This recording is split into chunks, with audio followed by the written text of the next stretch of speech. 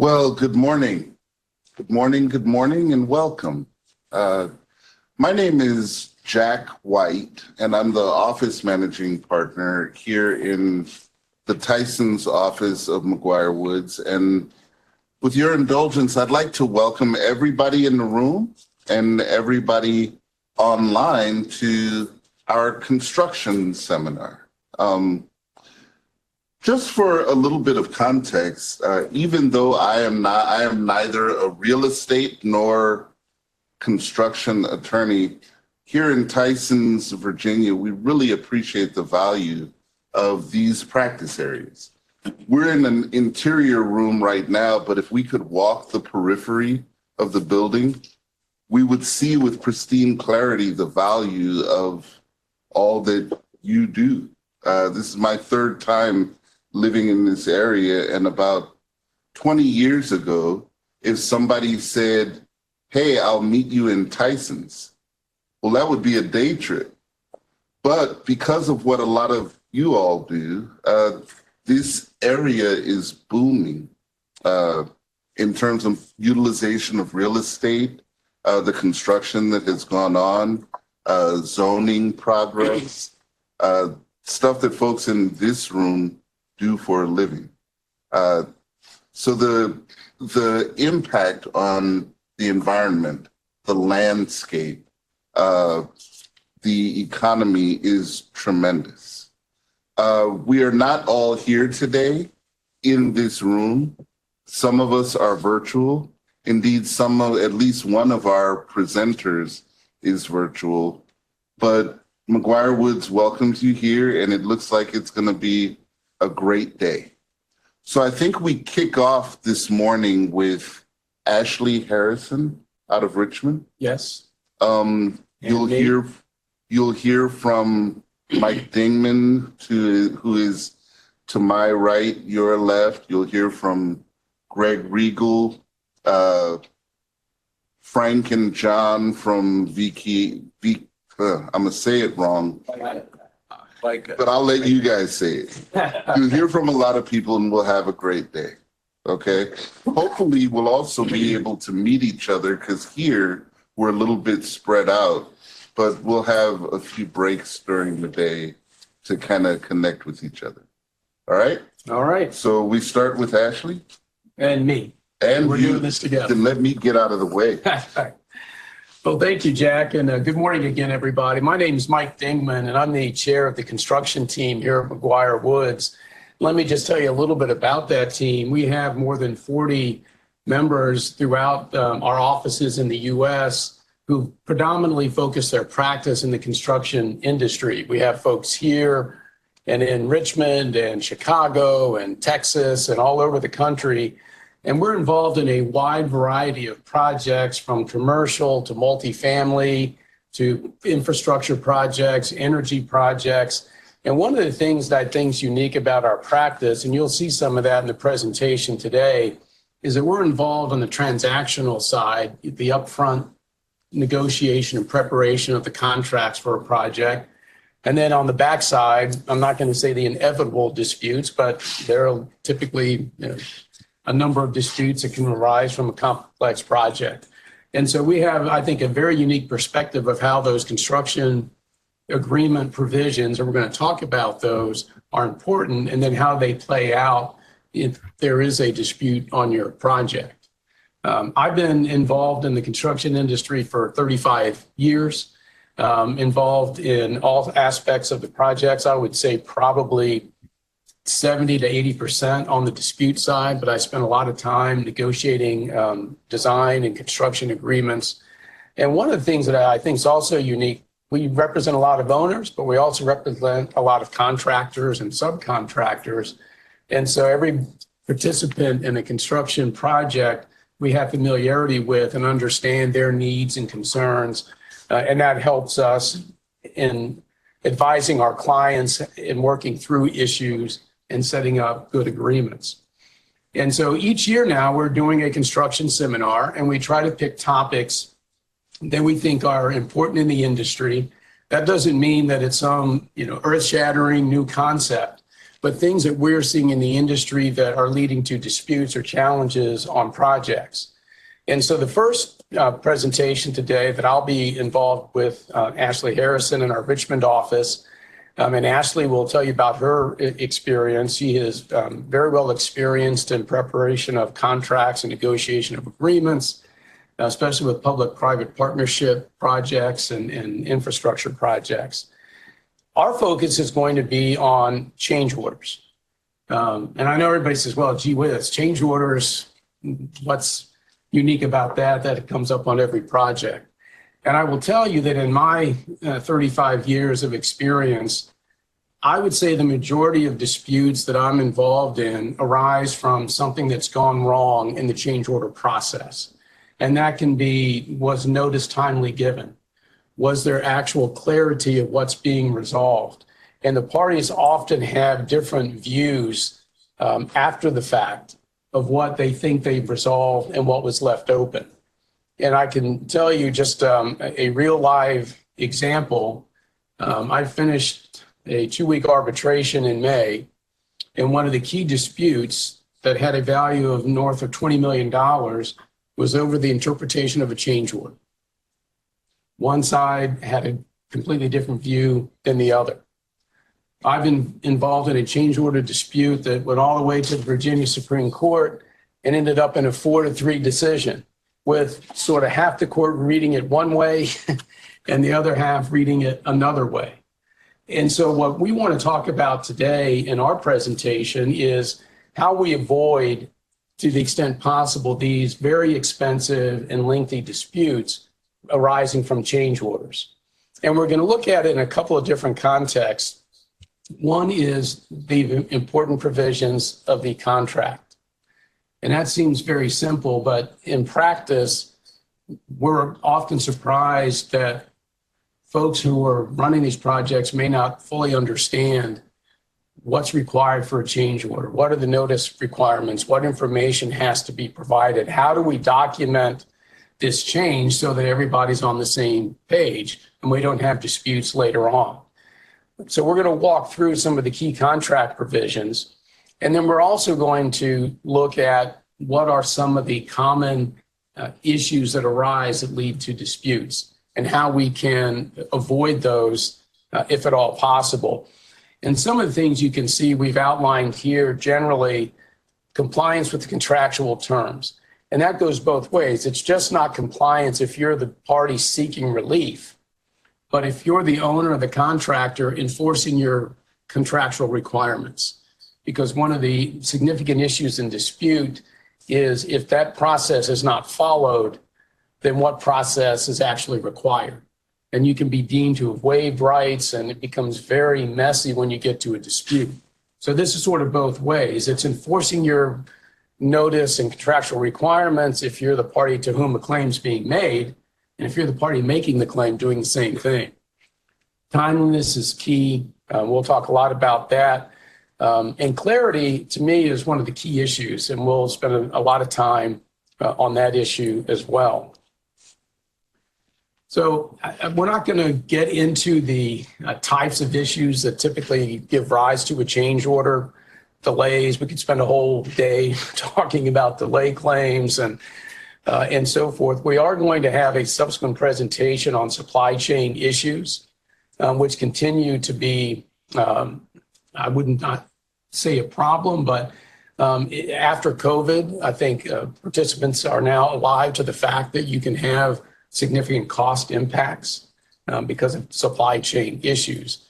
And we're seeing that more and more in the negotiation of contracts for new agreements. So when you're looking at the participants, you have somewhat conflicting priorities, right? If you're the owner, you want to maintain your costs, you want to maintain your schedule.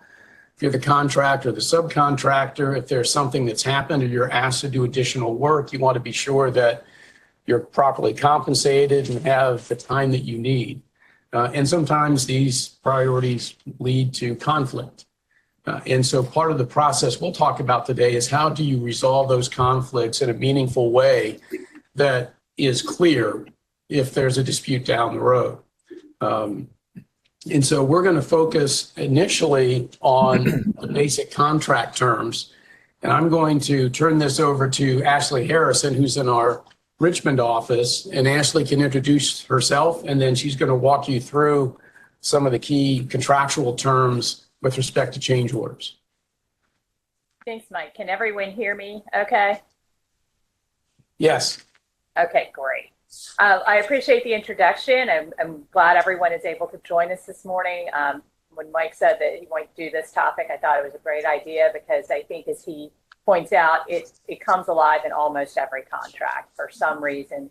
And one of the big questions or big issues that tends to arise is, are we late? How late are we? And late equals delays, and delays is often the first basis we see for a change order if we're not making an affirmative change in the work. So I do think it's a critical issue throughout the term of the entire construction process. But looking back before we get into the process, we want to talk about what the contractual requirements are.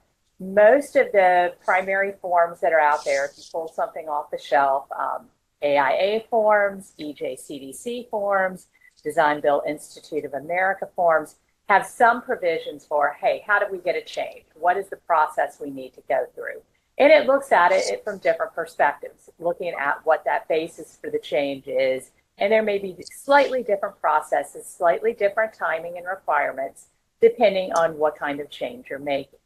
But the primary thing you're going to want to make sure you're complying with is the notice requirements. Now, sometimes the notice requirements are pretty clearly set forth within the description of what the change order is, and everything's right there in one place for you to look at. Sometimes the notice requirements are somewhere else in the document, and they say, well, this kind of issue requires this kind of notice format-wise and timing-wise, but a different kind of issue may require a different kind of notice. What is most common is to see some kind of discrete time frame, 15 days, 21 days after that. You know or reasonably should have known of the potential impact of the change, or after the denial of some other request that prompts you to push it farther to a change order. As you note on here, we see triggering events might be the RFI response that's negative to what the contractor is seeking, a request for the additional work by the owner, or a force majeure event, which can be anything from some sort of weather-related event to work stoppages related to supply chain issues that Mike talked about, or things that might be completely remote from the actual location of the work, and trying to figure out if they serve as a force majeure event is a task in and of itself sometimes. And just to add in, one of the things that we see in negotiating these agreements is the know or reasonably should know, right? And if you're a subcontractor or contractor, you want to have it say reasonably should know, so you have some wiggle room. But if you're the owner, you've created wiggle room.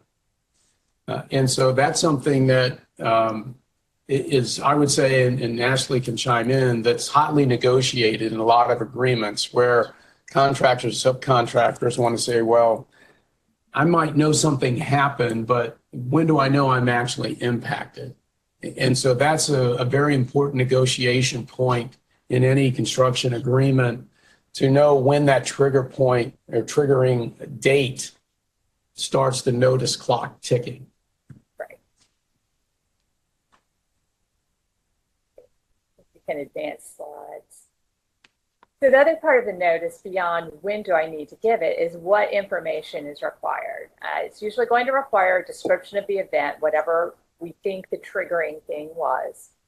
Some kind of cost backup if you're asking for a change in the price.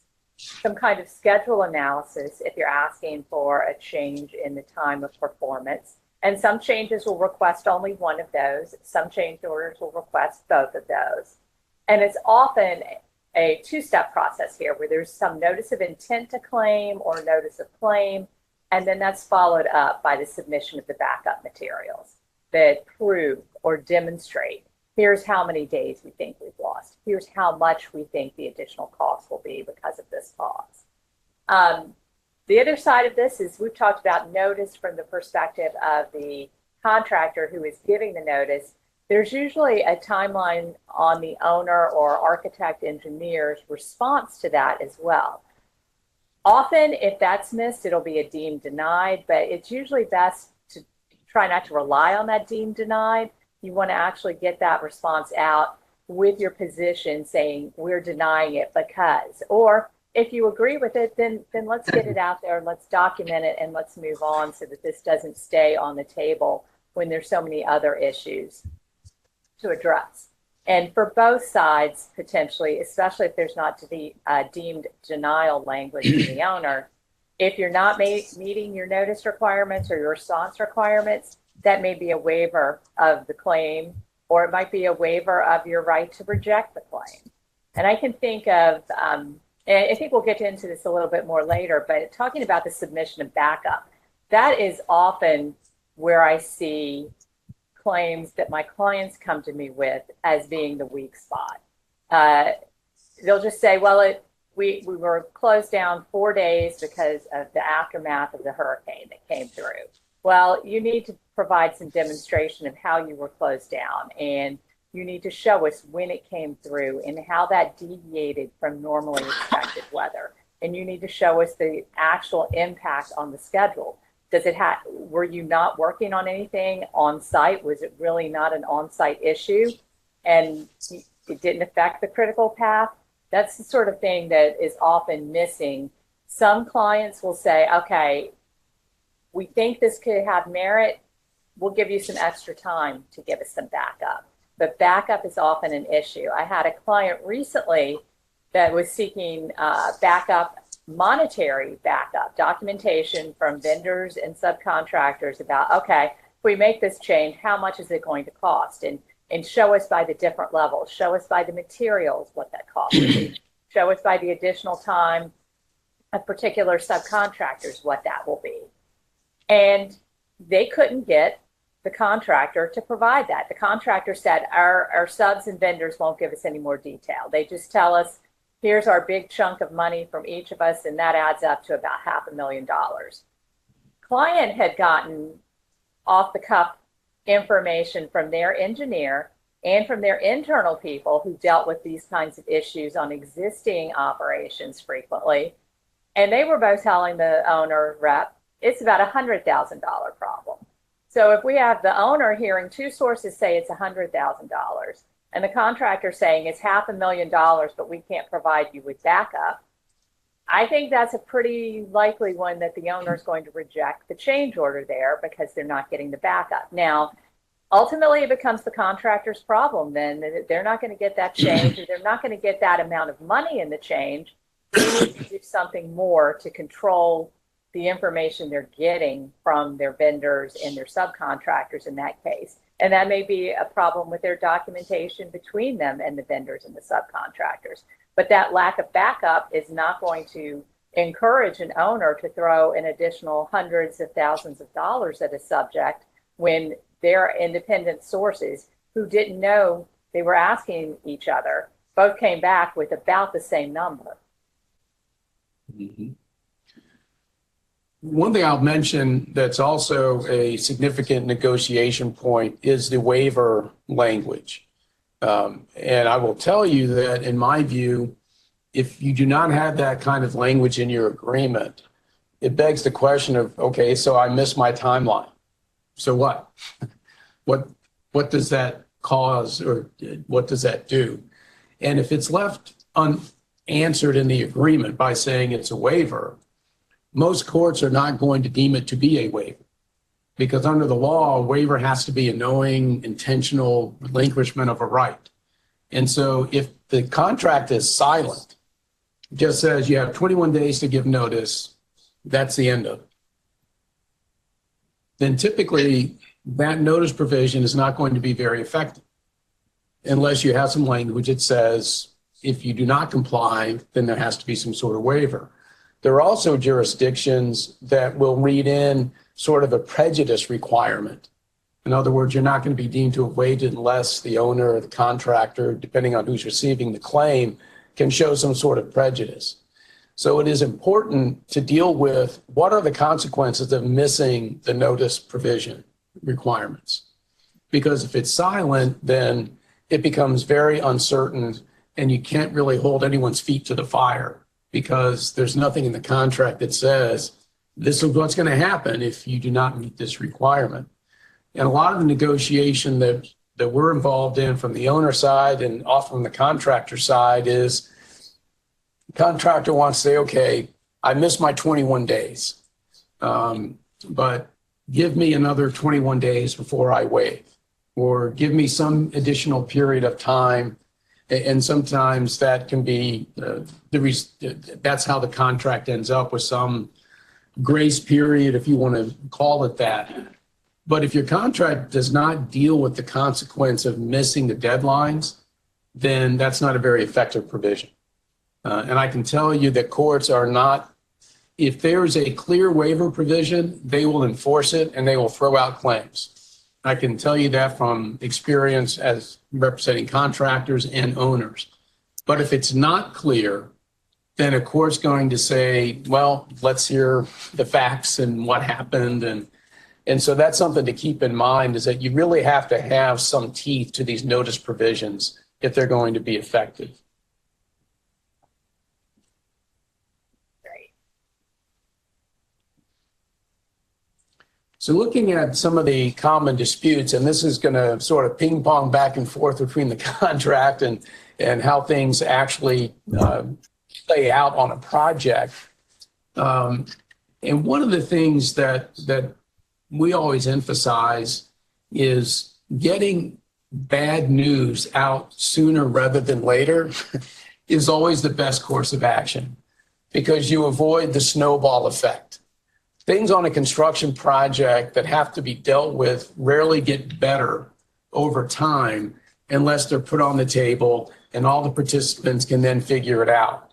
What I see from the contractor side, dealing with subcontractors, owners dealing with contractors, is why didn't you tell me about this 2 months ago? Why didn't you raise this issue so that we had an opportunity to try to deal with it? Now it's become a significant problem. And so the timeliness of notice is not just sort of a gotcha provision. It really is an important project management tool, so that all the participants in the project are alerted to a problem and everybody can work together collectively to try to figure it out. And so too often what I see is these issues not being surfaced. And then when they really get bad, it's almost too late to deal with them, and you end up in a significant dispute. So don't wait. And if you're the owner, I know owners and contractors say, well, I don't really want to invite a claim, right? And I'm not suggesting you do that, but if there's been a significant event that's occurred, it may be worth asking, is there anything going on here? Is this going to impact you? Let's talk about it, right? You're having your weekly meetings and so forth. That's the time to bring it up, to try to surface these kinds of issues, instead of saying, well, a 21-day clock is running, so I'm just going to sit here quietly and see what happens. At the end of the day, that might be a good legal defense, but for your project completion and performance, it might be counterproductive. And so both sides should, hey, if something's happened, let's make sure that we're understanding what the impact might be. And one of the other key issues that's often not addressed in most agreements, in my opinion, is what constitutes notice. Is it explicit what that has to say and what it has to look like? A lot of agreements will simply say something like, you have to give notice within 21 days, describe the event, and describe the impact on your project, right? So here's a real life example. Contractor sends the owner a letter and says, hey, Jim, 2 weeks ago, this happened, and it's going to impact us, and we're going to have some costs, and we're going to have some time. Okay? Next week, you have your weekly meeting. They raise that issue, and they say, it's going to be like 10 days of time and $300,000 in costs. Somebody puts that in your weekly meeting minutes. Okay, so Have you been alerted that there's an issue? Yes. Have you been told, at least at a meeting, about the impact? Yes. So when you bundle that together, and this is what I see all the time, and you present that to a judge, for example, who's not in the construction business, say, well, why isn't that enough? Why isn't that sufficient notice, right? You were told about the event within the 21 days. The weekly meeting minutes reflect the impact. Why should I not allow this claim to go forward and see if there's any basis for it? And so you really have to be diligent, whether the owner or the contractor, in making sure that if you can define very precisely in your contract what constitutes a notice of claim. And sometimes you want to say, it needs to say notice of claim, right? So there's no confusion. But when you receive one of these letters or emails these days, how do you respond to that? And my suggestion is, and you want to, one of the things that's often at, sort of the push and pull on a project is maintaining a good relationship with the project team, but enforcing these provisions, right? You want to be fair, you want your project to be successful, but at the same time, you have to make everybody toe the line. So often a response to that type of letter or email can simply be, thank you, Jim, for telling me about this event. You do understand that Section 15 of our contract sets out the process for making a claim. And if you think you have a claim, please follow that process, right? So now you've called out that this letter or this email isn't compliant with the process. And so now that letter or email, it's very hard for that to be used against you because you've said, hey, by the way, the process is in this section of our contract. And if you want to make a claim, then this is what you need to follow.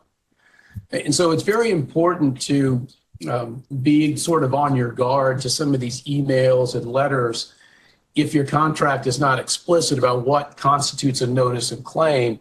Because at the end of the day, if you end up in front of a judge and the judge says, well, look, this extra work was really done, right? These costs are real. And you want me to throw all of that out because you say they didn't provide proper notice. Now, judges will do that if they have to, but they don't want to. And so that's why you have to be very clear in the process in the contract and then how you enforce it going forward. And I can tell you, I've seen these arguments. I've made them on the contractor, subcontractor side. Hey, come on, look at this email, look at these meeting minutes. Everybody knew what was going on. Everybody knew there was going to be an impact. And you would think in the construction, you say, well, that can't really get you too far, can it? You'd be surprised when you're in front of a judge and, God forbid, an arbitration panel who just want to do the fair thing, that can be a significant problem. And claims that you thought were closed out now suddenly come back to be a challenge for you. I mean, one thing I have seen some clients do, particularly in the public sector, is require a form be used if it's a notice of a claim related to time or money, and include that that form as an exhibit to the contract documents that everyone gets, just along with the specifications and the drawings and whatever else is an exhibit, so that it's very clear if it doesn't come in on this form, it doesn't fit the requirement. And tying the contract language to say use form that's in Exhibit F to do this. And one of the, I think, more challenging issues that I see with effectively enforcing these notice requirements is making sure your project team is requiring that they be followed. And that becomes a problem on a lot of projects, not in an intentional way, but trying to have a harmonious team, which is good for your project. But if you sort of let these notice requirements slide and someone is missed the deadline, and I have seen this too many times to remember, where the owner would say, it's been 6 weeks. Are you going to, please submit something for our review?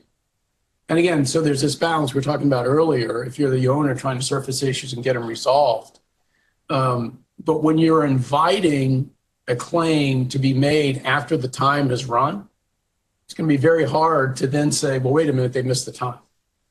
And so you really have to be careful in enforcing those timely notice requirements, because if you deviate from that and the contractor, the subcontractor says, well, I submitted a half a dozen claims, they were all late, and yet they were all approved.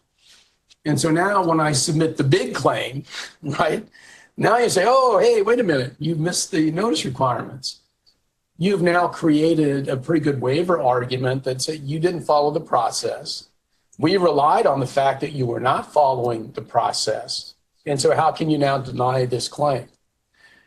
And one issue that we've dealt with is there may be certain instances where even though they've missed the notice requirement for business reasons and for the benefit of the project, you might say, all right, on this one occasion, we're going to deviate and perhaps give you some relief. And I'll give you, again, another real live example where I was on the owner's side where there was extra work that needed to be done, and it needed to be done quickly, and the subcontractor stepped up and they did the work. The general contractor didn't submit the claim for almost 2 months, completely missed the notice requirements. So the owner could have said, too late. But then you think about the impact on the project. The subcontractors, and this project had a long way to go, are going to be very unhappy, right? Because they stepped up to what was asked of them, they spent money, and the contractor fell down in providing the claim to the owner. And so in that instance, we said, you want to be very explicit, for this one time only, right? We're going to consider this claim, but two things. One, you agree that this cannot be used to make some sort of waiver argument against us. And two, you agree that we have the right to enforce the notice requirements for any prior or subsequent claims. And so now you've made it very clear that this is a one-time event. And it's important to do that because if you allow a participant in the project to miss those deadlines and you give them relief, then you start to create this argument for them when you come to a significant claim that you now can't deny it because it was late or it didn't have the right documentation because you had granted relief under similar circumstances before. So if you're going to do that and deviate from the contract requirements, you want to be very clear that you're doing that and that it's a one-time event and you're not waiving those obligations as to any other claim.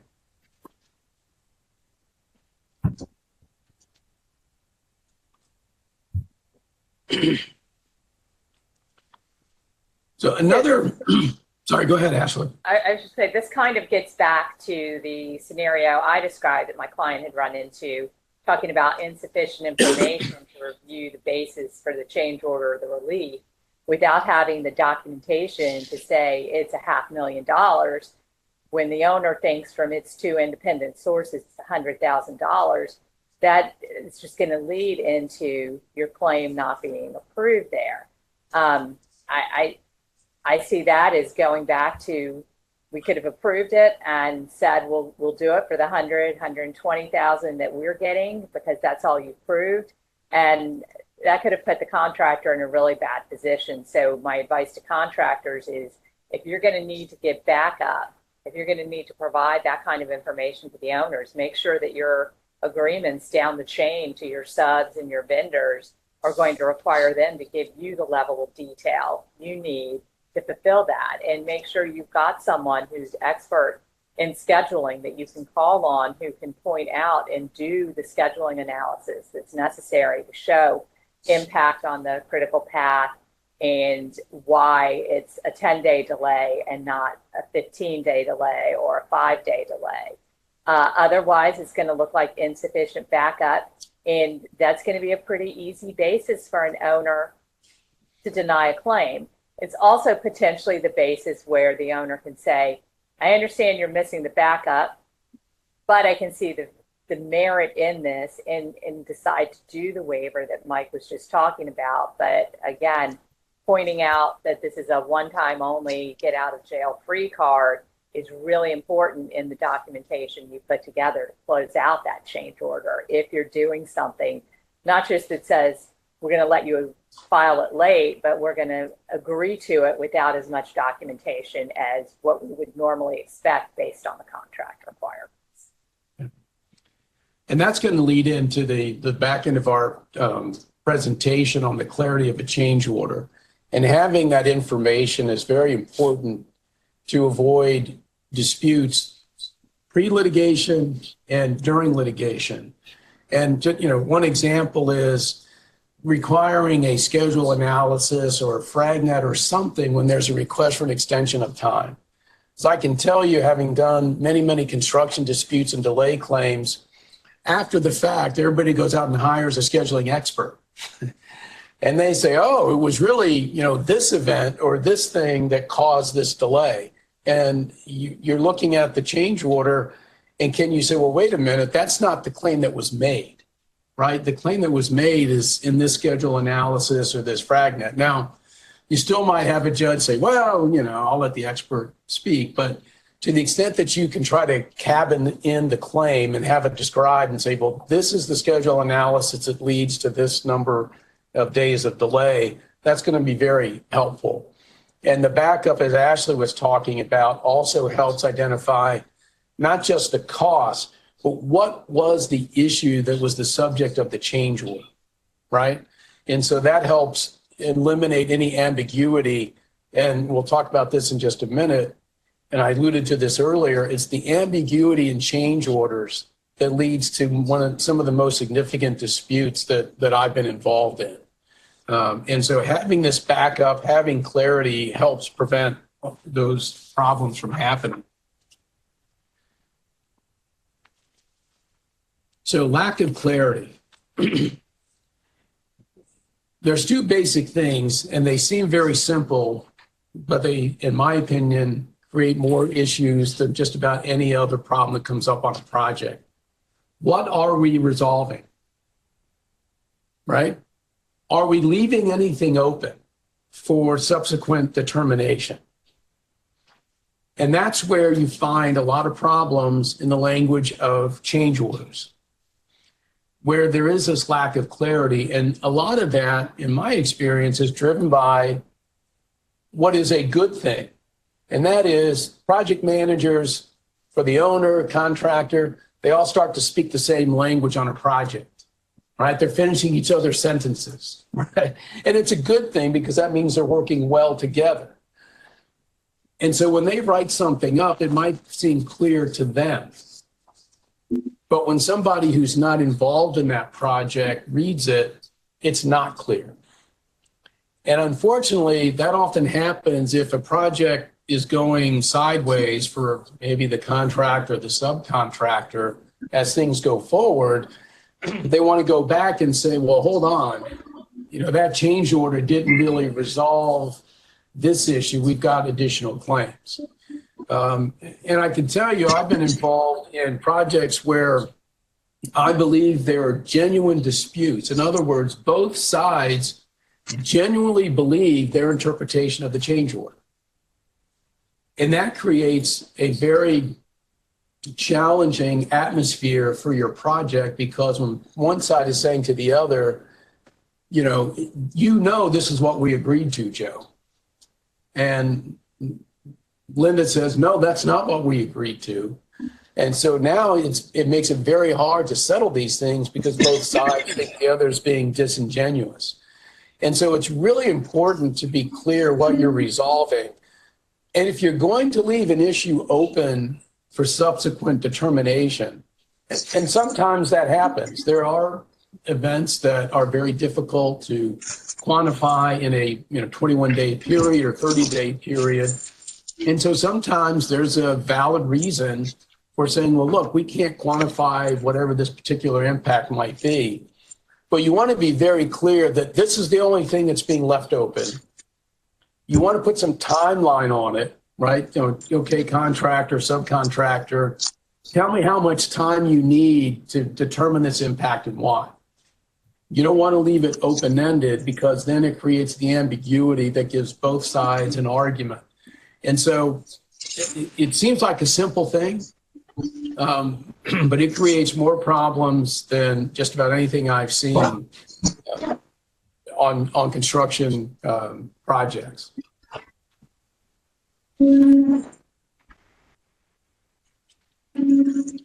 One thing that helps with that is coming up with a change order form, even though the content still has to be clear.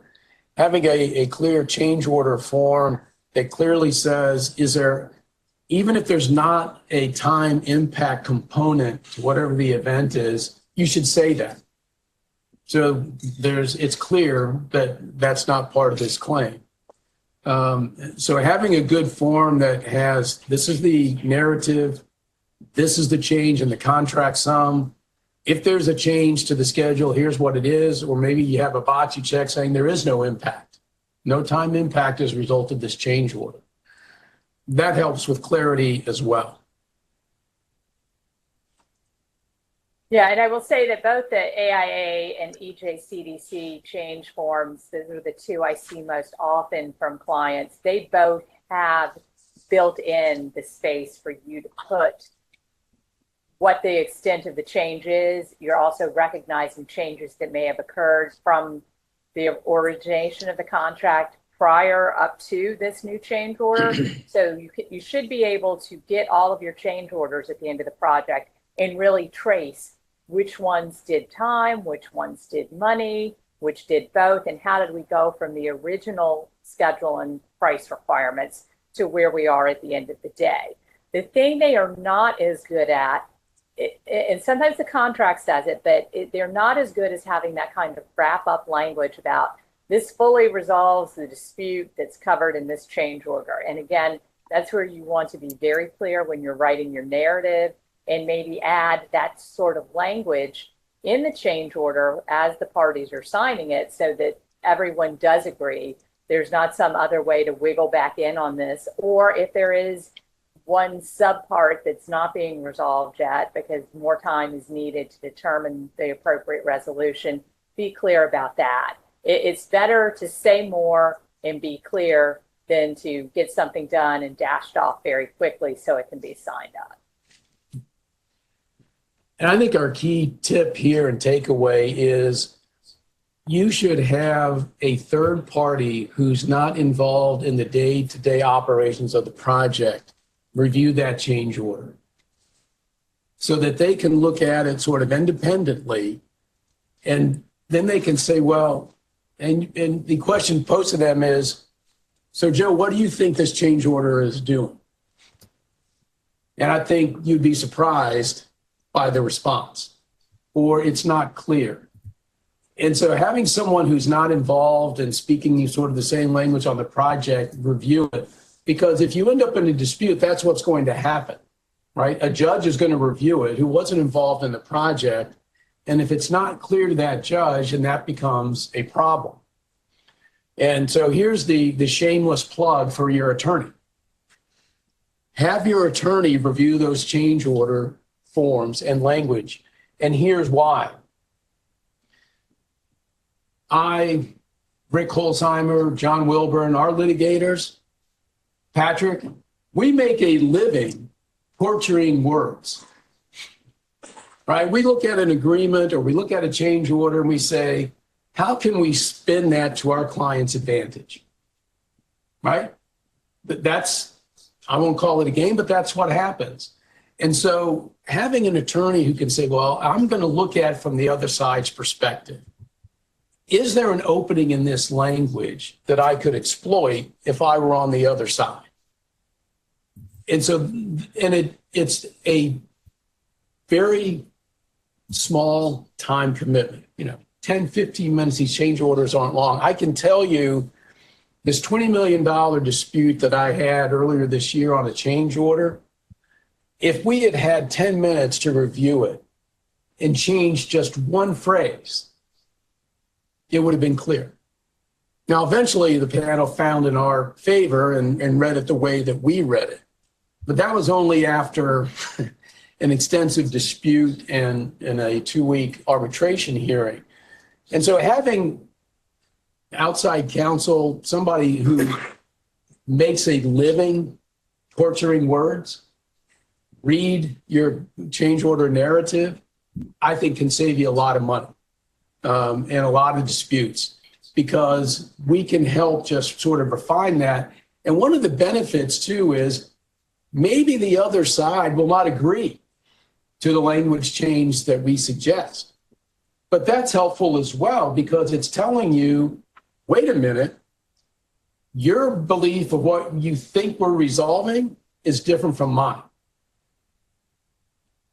And so you get that on the table at that point and resolve it then, rather than years later in a dispute.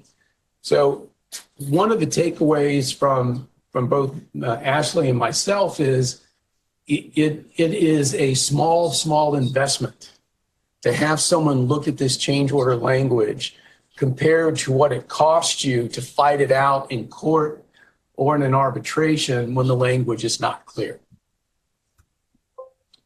So we are at the end of our presentation. We can have a few minutes of Q&A if anybody has any questions, and we'll get Greg Riegel and Scott Adams and their team ready to go. Yeah, Jim? Have you had a situation where contractors, for every RFI that comes in, they make a claim? Wait, what you just talked about. So the question for those who are remote is, have we had a situation where contractors make a claim for every RFI response that they receive? And the answer I can say is I have seen that on a lot of projects. And one of the things I think that's important to discipline that, something we talked about before, is to force them to make the claim, give you the backup, tell you why this RFI is impacting them and how. Because a lot of what I see is you have an RFI response, and maybe the contractor sends an email or a letter that says, well, that's different from what we based our GMP on, right? So you're telling us you want us to do this instead of that. And they use it as kind of a placeholder.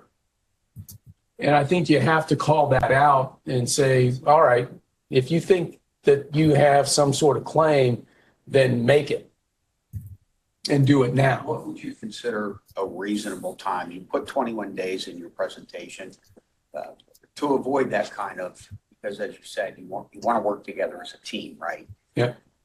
What would you say would be a reasonable time for them to give notice? And a lot of times they can give notice on that might be a change order, but the cost, they may say, we think it's $100,000, but it may come in as $300,000, and they don't have 21 days. They can't get those cost estimates within, say, 21 days for the sake of this discussion.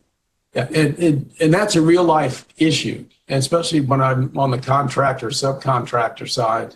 So what we have done, and if I'm on the owner side, I want to have a hard and fast 21 days. But a lot of times what we'll do is have a two-tier or two-step process where you say, look, raise your hand and tell me you've got a claim. And do that within the 21 days so we get it on the table and we can try to deal with it. And then 15, 21 days after that, you provide us with the backup and you tell us what time impact or cost impact you're asserting. And even then, you might have some language that says, and I think you have to leave it to the owner of the contractor's discretion, if you're not able to provide us with that number or that number of days of delay, then you have to tell us why. And the owner, in its reasonable discretion or language, can maybe agree to additional time. Because you're exactly right. So there are claims where it's very hard to pull together the numbers. Be fast. Yeah, and you've got subcontractors. And so it can take more than 21 days. So in that instance, I like the raise your hand sooner rather than later and tell me you've got a claim. And then maybe allow, 21 days on the back end to provide the backup and the numbers. I think that's fair to everybody. The challenge, as you know, is if you let these things linger and the project is going not in a good direction for a contractor or subcontractor, then those claims, sort of start to expand a little bit to deal with sort of unrelated cost issues. Yeah. Good questions. Anyone else? All right. Well, thank you. We're going to turn it over now to Greg Riegel and Scott, Frank Jenkins, and John Amatetti from VICA Engineering.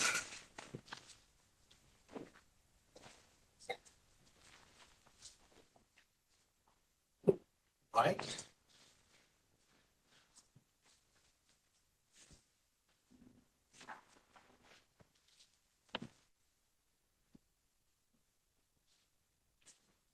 You want to take mission control there?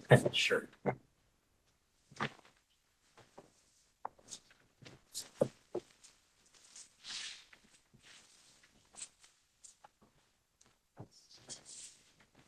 Slides. All right. Well, good morning, everyone. Let me start with a brief, maybe pivot introduction to this subject. And I'll also echo the welcome that my partners, Jack and Mike, offered to everybody. And if nothing more, in terms of table setting, you may wonder, like, why are a couple land use lawyers sitting up here talking to you about this topic? And I think it's indicative of increasingly the way we try to organize and operate the law firm in a way that's maximally sort of constructive for our clients. And it's become very apparent that certainly in this industry and lots of other industries, the complexity of the industry no longer suits the simple siloed approach the way law firms used to operate. So instead of organizing ourselves just around narrow subject matter, we increasingly organize around industries or topics, and construction is a good example. So as a result, you see us organizing ourselves with practical real estate development, land use experience, litigation experience that you'll hear from toward the end of this presentation. And of course, from a practical standpoint, all of it flows sort of in and out of Mike and his team. So on the go forward, if you ever have issues, you can call any of us, but you can always call Mike, and Mike will know where to direct the traffic. And again, we try to take a highly practical, sort of collaborative approach to all these issues. And the same extends to the reality that in some instances, the issues are not always purely legal. So we pride ourselves on very equally productive relationships with other subject matter experts in the industry, people like John and Frank. We've had a ton of history with, and we're not too proud to not lean heavily on people that have that non-legal expertise that's equally important to anticipating issues and good practical solutions. So we'll go through a number of things in that practical framework. We're, I think, very casual people. So if you got a question, raise your hand.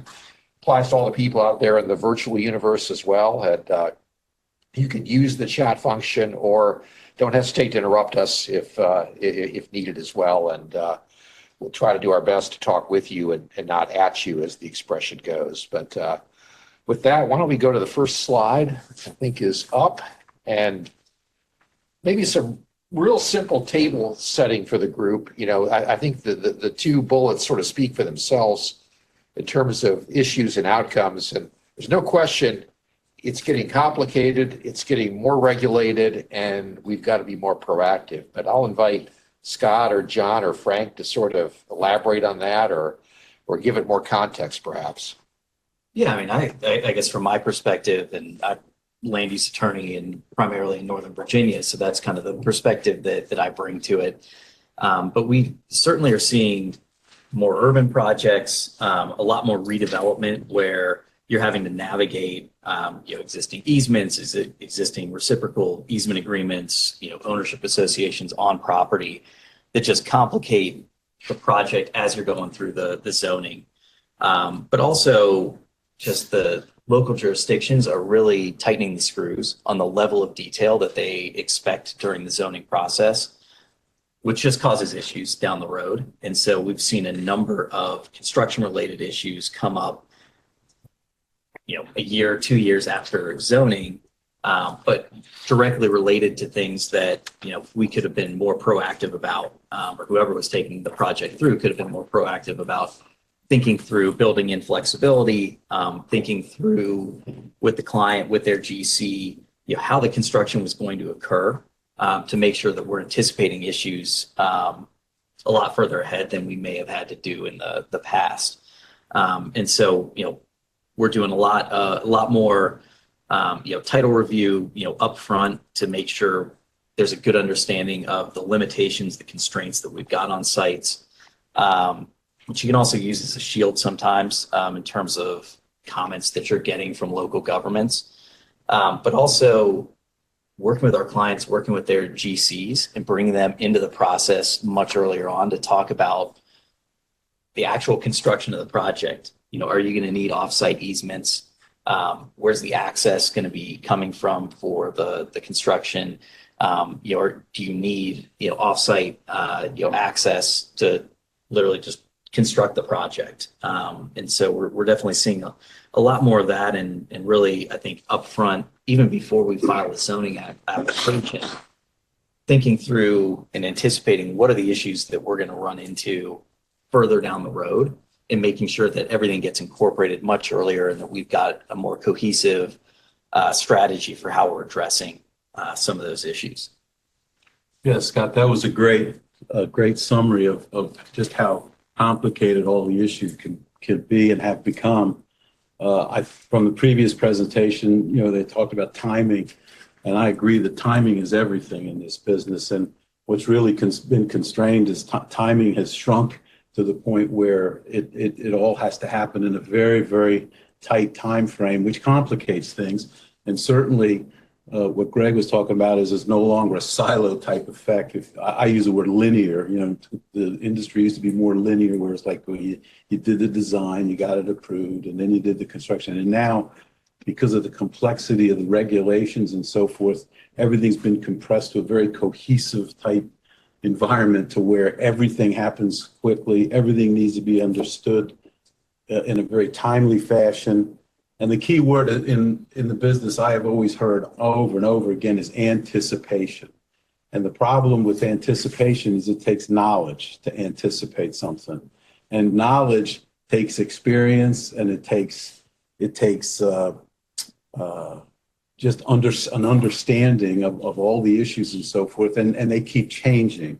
So basically, I think what we're trying to accomplish is to say what we can see right now, but if we come up and later on, I think we have a list of some issues, and it's probably a living document to where it's going to continue to be added to and so forth. But I think that's my feeling.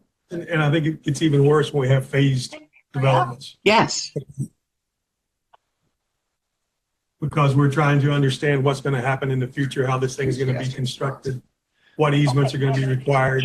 2:45 left for Tuesday, so if you want, we could do, Get everybody Wednesday, I have a if you're little availability. if you're on the line, if we get everybody, we're getting a lot of background from. Thank you. Thank you. But it becomes even more imperative to us to understand the details and how those phases are going to happen, and what easements are going to be anticipated, and what parts are going to be constructed and not be constructed, and how roads are going to be accepted and stuff. So it's become a much more detailed process to get those projects through this approval and understanding all the impacts that are going to happen in the future. Let's go to the next slide and talk a little bit about land use processes specifically. And I'm old enough to remember, and I was actually thinking about driving in here. Like, if you add up the expertise at this table, it's like, Don't say Let's start. it's more than 100 years. As I was saying, I'm old enough to remember when, land use approvals back in the day, blob plans, a couple rectangular buildings that were in an approximate location, and that ship has so far sailed. And give the local governments credit; they have evolved themselves to the point of total specificity and total certainty. And the result is there is very little we see in a practical construction reality in this market, and I think it's true in other sophisticated jurisdictions, that doesn't have a modern era sophisticated land use approval attached to it with, in some cases, 100 pages of agreements and maybe 50 pages of engineering drawings. And it's just a different ballgame. And I think looking at it, as these gentlemen said, in terms of whatever you're stipulating to in that, you're going to have to ultimately be prepared to deal with on the practical construction side. And frankly, I think if left to their own devices, that intersection doesn't naturally occur. But Scott, you're the resident land use lawyer, so give it some more context and give us some wisdom. Well, I think and to your point, the required specificity, you're also dealing with a party in the local government who has no knowledge of what the private restrictions are on the property. They have no idea whether the road that they're asking you to take a lane out of, you control or don't control, or there are other parties that are involved. And so understanding the constraints that you've got up front is absolutely critical. When I first started practicing, it was rare that we would really be focused on the title before we got into the zoning process. And now it's malpractice to not look at the title report as a land use attorney as you're going in and understanding every constraint that you've got on the property in terms of who's got rights to everything that you're doing. What offsite rights are you gonna need? Who is an approving party? We've worked on a project together where we had a local government that was pushing us to take a private street that had been there since the 80s, turn it into a public street, and trying to explain to them, there are so many restrictions on this street that we would never be able to get that accomplished, in addition to the fact that it was never constructed up to public street standards. And so sort of having those understandings of what are your pressure points in terms of pushing back on local governments is just as important. And I said it before, just using it as a shield sometimes, for things that don't make sense as well. But also just building in flexibility into your development approvals is just absolutely critical in terms of making sure that you're covering the unknown as well.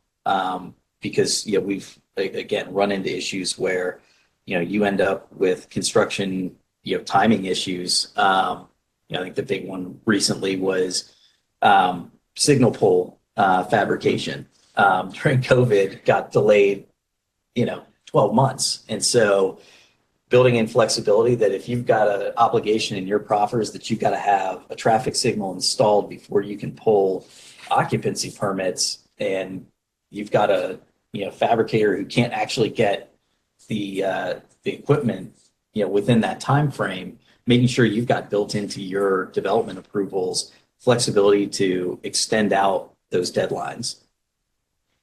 Yeah, and I think you brought up the fact of reading a title report and so forth. And while I have all the respect in the world for attorneys, I do. But that when the way they read a title report is potentially going to be more like on the legal side of rights and this and that. But I think your engineer, your surveyor needs to read the title report, as well as the owner and the developer, to understand some of the flexibility that might be in there, some of the restrictions and so forth, as they pertain to potential construction issues.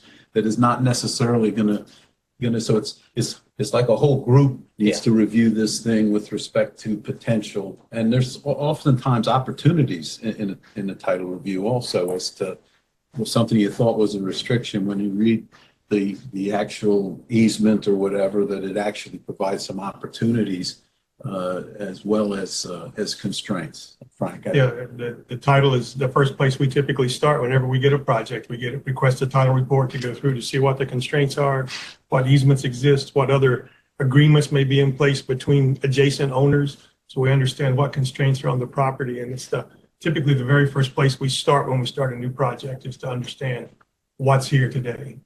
Yeah. And as you said, nowadays, if we see a plan, and let's say we're going to stake it out or something, and on the plan says no title report furnished, that's a problem for us, because it's an issue that really says that we don't necessarily know where all the constraints and restrictions on this property were, and that's typically a problem unless it's maybe a landscape plan or something like, but even a landscape plan these days, if you start putting trees and easements and so forth, it's going to be a problem.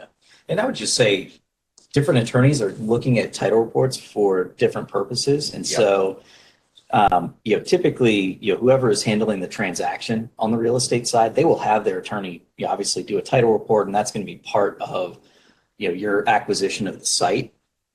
But the flip side of that is you need your land use attorney to look at that title report up front as well, because they're looking at it through a different lens that's more similar to what you're going to get from a civil engineer in terms of how does this specific easement impact what you're trying to build on site or the entitlement process. And so, it's certainly it's an additional cost having a second set of attorney eyes on the title report, but it will save you time and cost at the end of the day. Yeah. And then we don't have to get, our friends Rick and Mike involved later on in the project. And that's a really good and obvious point. I mean, and, there is a cost to that, but that cost is incremental to the nth degree compared to the cost of having to litigate it or fight it out later. And I think you'll find that all of us at this table increasingly are willing to work with our clients to package that upfront work in a very efficient, segmented way that gets the right issues addressed, and then you can proceed with a reasonable degree of confidence. And it's a spend greater than zero, but in proportion to time saved and risk reduction, it's a fairly nominal cost. It's just asking the right questions and frankly focusing the team correctly. And it's a collaborative approach. I mean, I can't tell you how many times that we've spoken on projects and I ask how you read this and you ask me how I read it. And it really needs to be understood completely in the land development process. And it may be an obvious point, but that last bullet, I think, is the essence of some of this. It's getting the engineering and construction talent in your organization, putting eyes on this stuff. And sometimes organizations are a victim of their own structure. There are times we work with the acquisition people, or we work with the people that are on the visioning side of this thing. And then the quote unquote construction team gets a hold of it and says, well, what the hell? How are we to build this? And I think it's getting those who are going to be engaged in that practical construction process at the table. And it's not rocket science. I'd love to say it is, but it's to your point, John, of anticipating those issues. Yeah. All right. Anything else on local land use? We'll touch on it indirectly in some other ways here in a minute, but we put together some thoughts on trying to drill into more specific solutions, and some of these build on how to navigate the process. Some of them, frankly, build on tactical ways to segment the engineering process to add efficiency and add lower risk. And maybe that's a good place to start, John and Frank. We talked a bit about land use. We'll come back to it. But, those last two bullets about segmenting the process, using PI plans, using RGPs, I think it starts with the fact that time means everything. And rather than, I'm going to oversimplify, rather than bundling it all up in one massive set of plans, maybe there's some ways you could break it apart, get going sooner, and simultaneously narrow the issues a bit. But comment on that. Every jurisdiction is different, but they're very similar in some respects. But you really need to understand the approval process and also the post-approval process within a jurisdiction.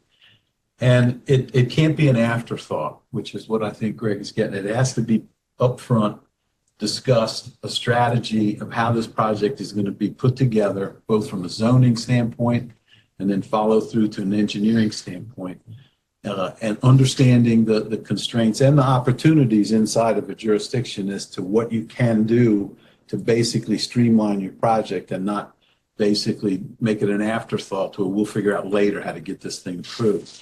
And a good example is in Fairfax County as an example, a lot of times we'll recommend segregating public improvement plans from the general plan because it really has a special approval sequence that goes through VDOT and so forth, and a separate bonding.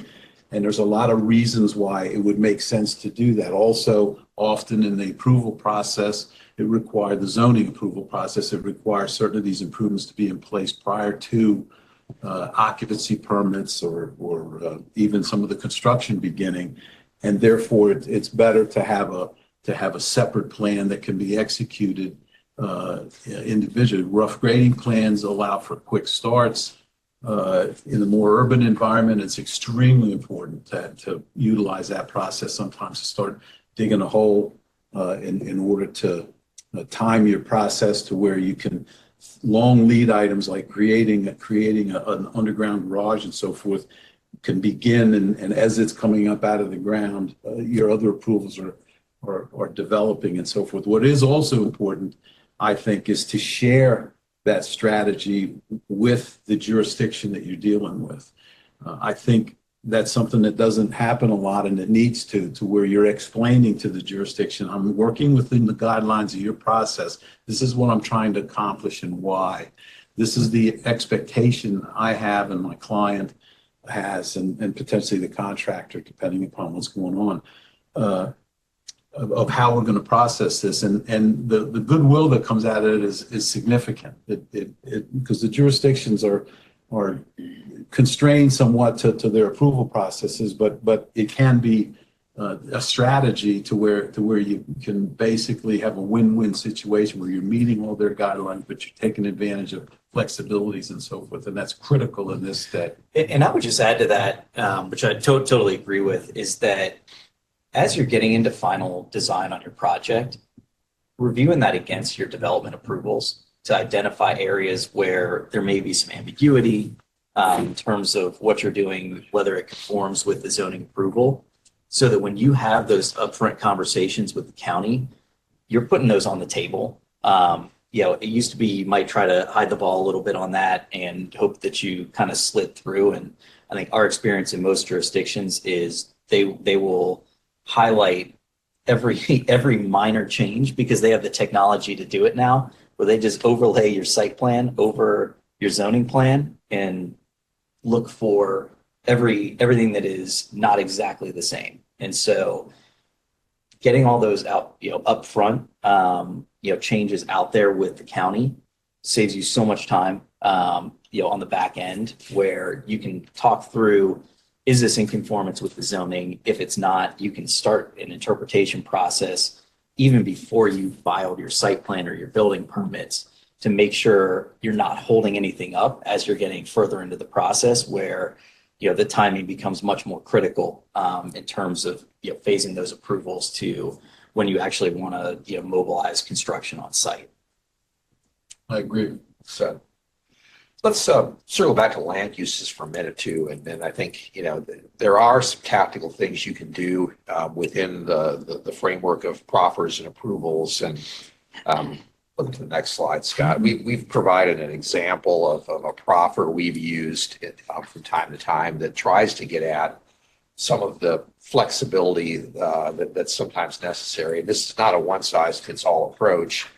And you can certainly read it, and it can be tailored. And I think John and Frank have got equal sets of notes that they tactically put on plans and we fight with localities all the time on this. But one of the takeaways on this proffer, I think that's important, is all too often when we're designing these plans and constructing an approval, we're dealing in the ultimate condition and the ultimate outcome.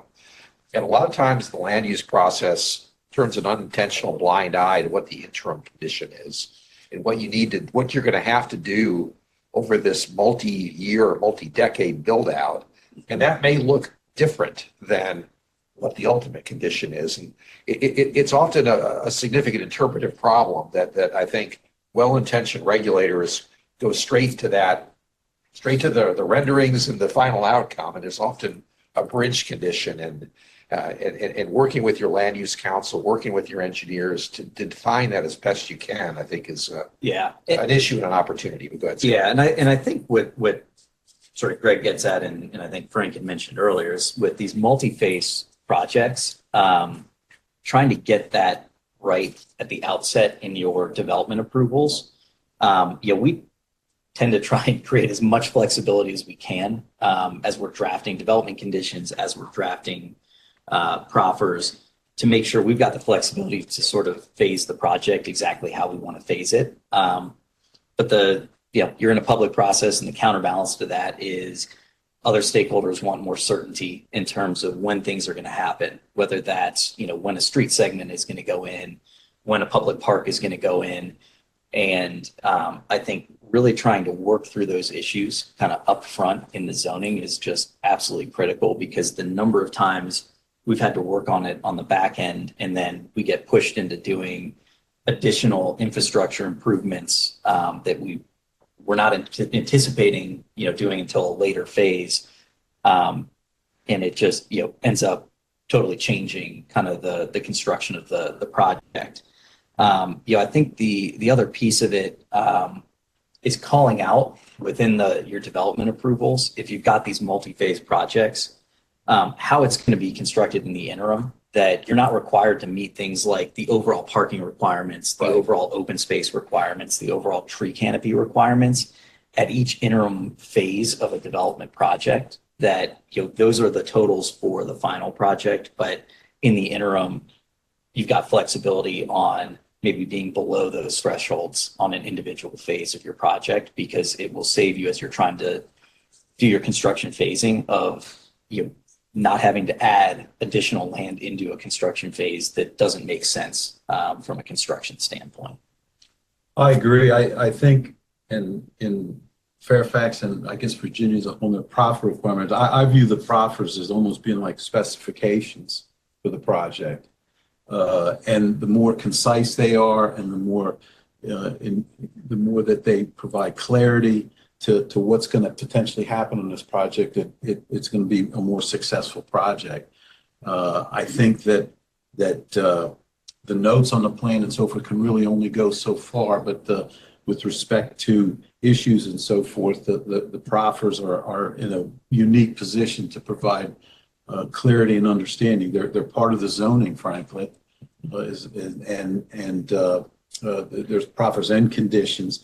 And you should utilize that as a vehicle to basically trying to anticipate as many issues as you can, and also get as many broad flexibility issues that you might not see. There's a lot of overlap between agencies and their approvals, which creates issues where they're real. I mean, we didn't know that, you could make something up, and I don't want to, but we didn't know that VDOT was going to create a new type of inlet, and that inlet was going to do this and that, and would require me to change my plan. I'm purely making that up, but you need some flexibility within a plan to be able to adapt to new regulations, to current to the implementation of regulations potentially changing, and I think that the proffers are probably the best vehicle to do that, in my opinion. Yeah, I totally agree, and we try to the extent we can, get some flexibility proffers included.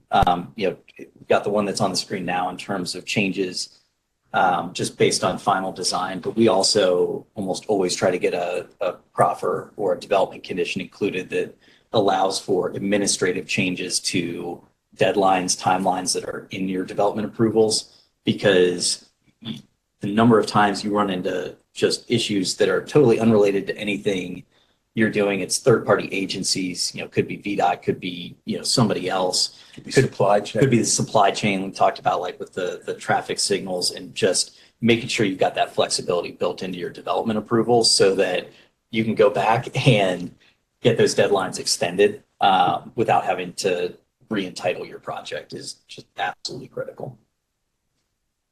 All right, let's do anything else on that. Let's go back to covenants. We said it was important, and we're going to put a point of emphasis on it. And what we have on the screen is a laundry list of diligence items and considerations in terms of things that are just outside of the local government regulatory realm, which tends to sort of suck up all the oxygen in the process a lot of times.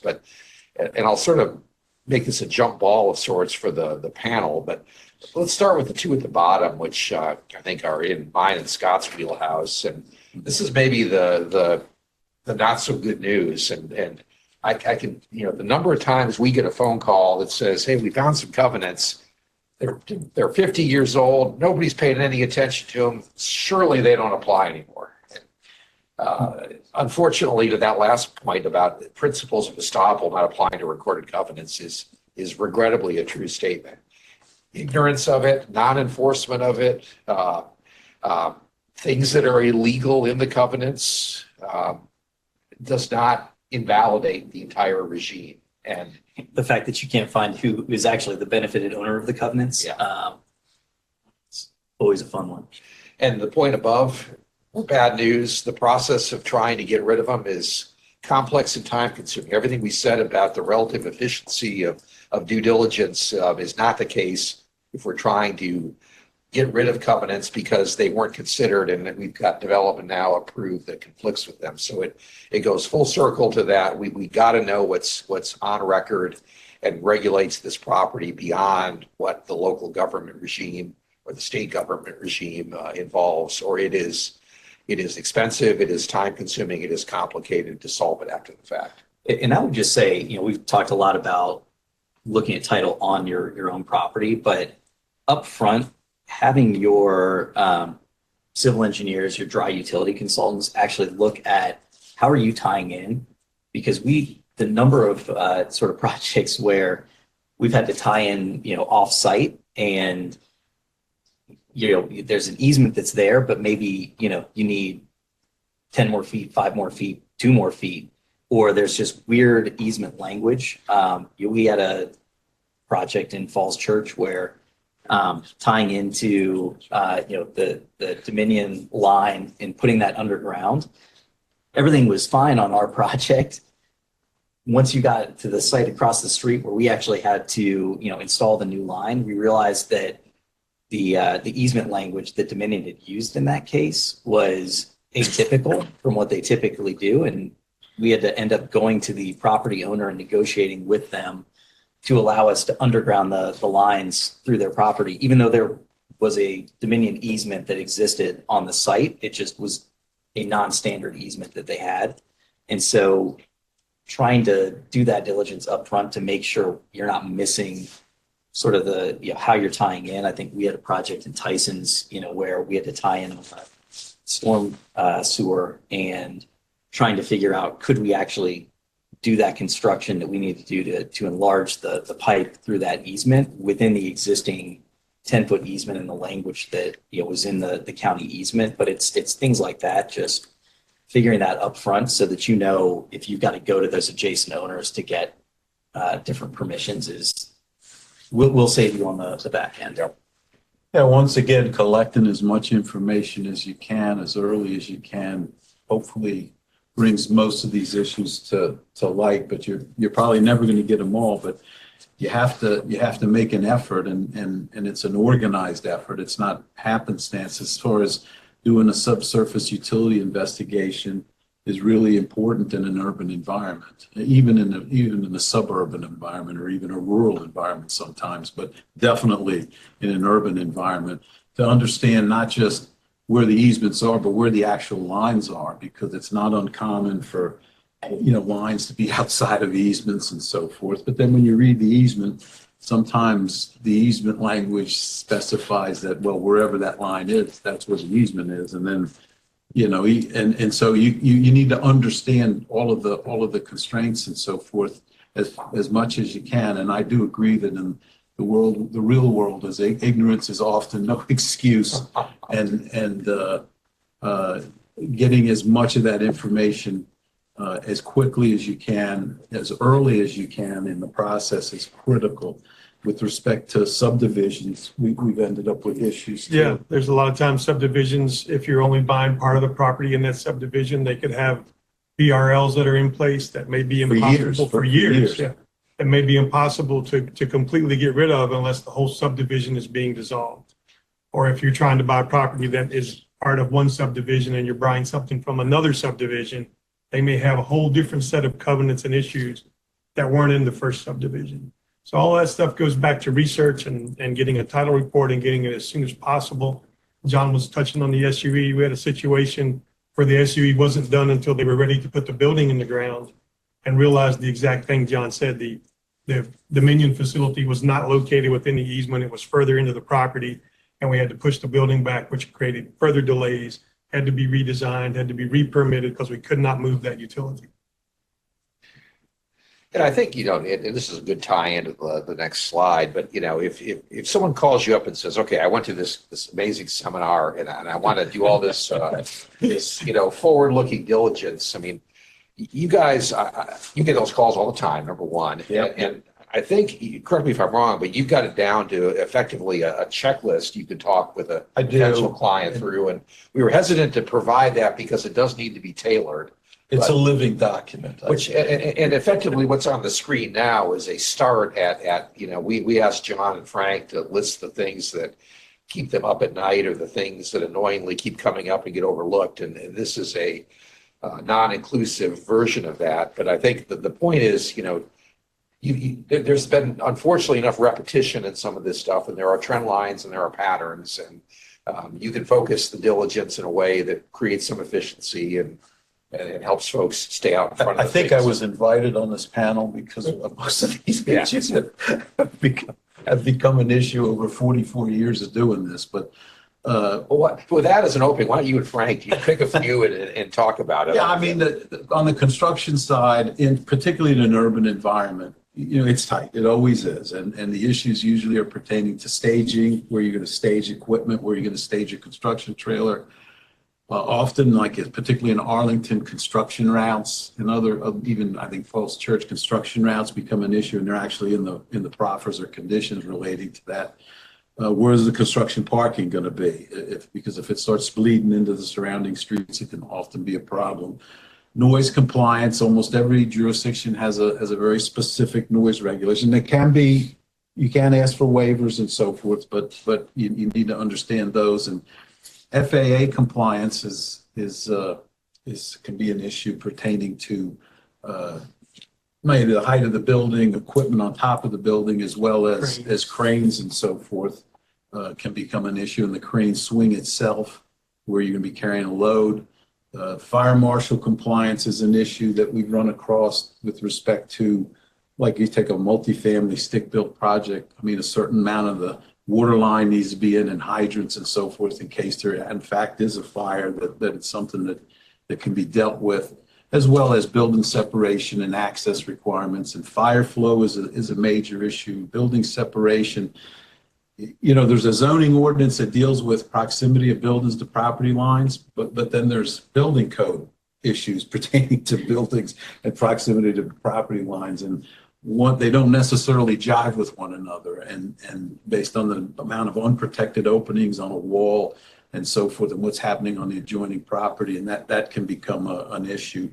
Dry utility anticipation of access, where it's coming from. You gave a great example of one that we weren't involved in, thankfully, but seasonal restrictions, when you can plate a street, when you can't, when you can relocate a gas line and when you can't. Tiebacks is a huge issue now, with not being able to potentially put tiebacks within a public right of way, which basically puts you in a position of using rakers and things like that. And there's ways around it, but they cost money. Retaining wall constraints, putting a retaining wall right on a property line, and potential issues that may cause for an adjoining property owner, as well as your property. Phase 1 environmental reports, wetlands, endangered species. When you can clear a piece of property, there's requirements now with respect to bats. I can't remember the name of it. The northern long-eared bat. Tricolor. And the tricolor. I don't know if the tricolor is endangered not listed yet. Yeah, but it's getting there. And with respect to when you can clear property, when you can, and what studies need to be done and so forth. Floodplains can be a major issue on a property, relevant to where exactly is this floodplain, and also setbacks from the floodplain to make sure that there's some safety buffer with respect to built into a floodplain. Sewer capacity has been a large issue for us, particularly in the urban environments where in Tyson's and so forth. And adjacent construction, if you're against Metro, and so these are all issues that have cropped up over time. Limited access lines for VDOT and having to go to the CTB definitely doesn't want to be an afterthought. Permitting agencies, collaboration, meaning, make sure you understand the intricacies between the permits you need to pull with VDOT, the permits you need to pull with the county, and how those permits potentially interrelate with one another is also, I think, a fairly comprehensive list. But like I said, this is a living document that I'll probably add one to it tomorrow. Yeah. Well, where I think it leads from my and Scott's world too is, okay, you've identified these issues, maybe you've even solved these issues, but it's almost a cottage industry now of reciprocal easement agreements or similar documents between properties to get this stuff memorialized so that it's durable and it's enforceable. And the other, tactical consideration in the urban environment that we often work with both St. John and Frank is just really sorting out the leverage. I mean, because in an urban space, it's almost invariable that whatever you need, the guy or gal, if you will, next door is going to need something as well. So we can often find where those points of leverage are, or if you have to go to an adjoining property owner to solve some of this stuff, we can get it aligned where there's some reciprocal benefit both ways and allowing both properties to move forward with certainty. And we've got, I think, a pretty good repository of those documents that are enforceable, that are easy to understand, and again, in relative terms, it's not a super heavy lift to get that stuff handled properly. Although I will say that I think we've found more recently that commercial property owners are in some cases less likely to play ball on tiebacks and crane swings, construction access. And I don't know what's causing that, but we've had more issues that have come up recently where, an adjacent owner is just unwilling to, convey those easement rights and, leaving you in a fairly tight spot on actually constructing your project. And so kind of identifying what you're going to need early on,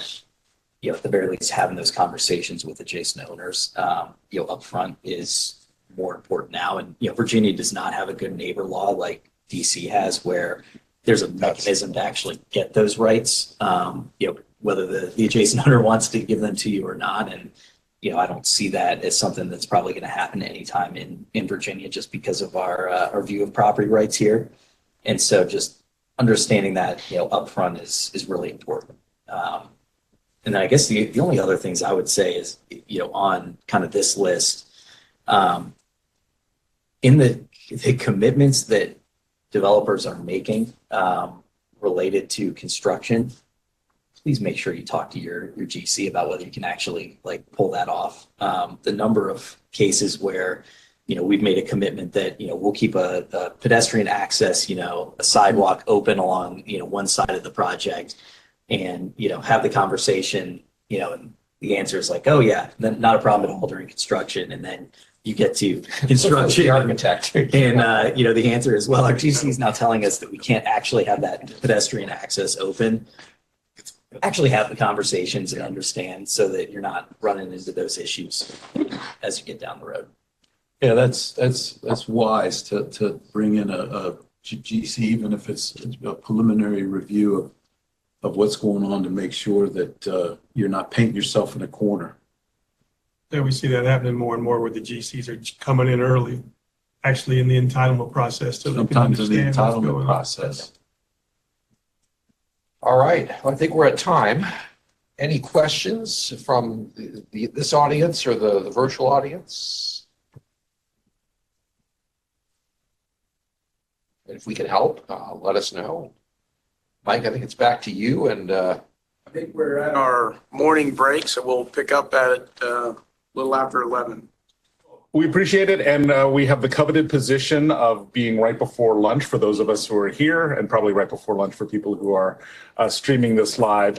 But we'll keep it on track and on schedule, and we are excited to talk about supply chain issues, which every time they always say, bounce it off your grandmother or ask your spouse, what you think of something to get some live feedback. I will say supply chain does not get the most excited of reactions. But for construction and this industry, as we've seen with COVID, while COVID may be past, it's an issue that affects everyone. It's an issue that'll grind down any project, and it's an issue that can be prepared for and can be addressed. So it's an important issue. So we appreciate everybody on this topic. Absolutely. And I'm Patrick Lee. I'm an attorney here with McGuire Woods. This is Rick Holtzheimer with McGuire Woods as well. We'll cover several different topics today, all related to supply chain. First, we'll talk to the obstacles of present day supply chains. I think we all saw with COVID that supply chains are fragile and they're interconnected, and one little chink in the chain will cause an issue 5 steps downstream and can present delays on any project. If you don't have the stuff, you can't build the project. We'll give a brief case law update. The cases we'll present are variations on a theme. They are all essentially coming out of the COVID crisis. They are percolating through the courts at this point. And then we'll segue into some contracting best practices for how to anticipate supply chain problems in your contracts for new projects. And the interesting thing, and we can go to the next slide, about supply chains, you will hear us talk about COVID a little bit. And in some ways, COVID is the issue that really made supply chains and helped develop the law. Supply chain law is not one that's quick developing, but COVID caused a crisis and caused a lot of courts to address it. So we've actually gotten a lot of good law and really practical law to consideration. So while COVID is the basis for a lot of these cases, the case law applies, whether it's COVID or wars, or we've had strikes at the docks, we've had trucker strikes, there's been natural disaster, flooding, pirates, hurricanes, international relations. All of these things will affect supply chain because supply chain is global. All of us, whether it's, for a local project or a large, big development, we rely on global supply chains, and they're complex. And there are issues that can be prepared for, and there are issues that, while people say, oh, I'm just building this project in DC or Detroit or something like that, the reality is you're relying on global supply chains, whether it's on the materials or whether it's on the equipment or whether it's on things like the streetlights. These are things that are in supply chain that are part of the global supply chain complex. And there are a great many issues challenging supply chains these days. First and foremost, and I think we've all seen this in recent years, is labor. Shortage of labor brought on by COVID, but it continues to this day. COVID sent a lot of people home. They sent a lot of people who were scared to work. It sent a lot of people into early retirement. We all lived through the Great Resignation and the Great Attrition. And by and large, a significant percentage of those folks are remaining out of the labor force. And we've not replaced them. They haven't come back, whether they've adjusted their lives to be stay-at-home parents or they've aged out at this point, whether COVID hit and they were 60 and now they've decided just to retire early. There's a good chunk of those people who will never be back in the labor force. And we've heard it, whether it's called quiet quitting, a term I don't think any of us heard, previously, where people are not working to their full extent. Or there was an article I read the other day in the Washington Post about climbing, the business corporate ladder. People are not feeling that urge to do that, whether they're quiet quitting or finding that they can meet their needs part-time or work remotely for something. So these are kind of long-term issues. And the reason long-term issues are important, especially in supply chain, you can have a disruption and then people say, oh, well, it's a force majeure or something like that. But we wanted to talk a little bit about how there's some creeping issues such as, labor shortages. For example, there's some policy discussions about, immigrants and whether or not there's deportation, not to get into politics, but these are considerations that will be affecting the labor force potentially in the near future, and something that as you work and contract, you do need to kind of keep your eye on kind of the world and what's happening in the world and how it could affect, your project. This is just a series of illustrative slides regarding the aging labor force. This is the expected labor force in 2030.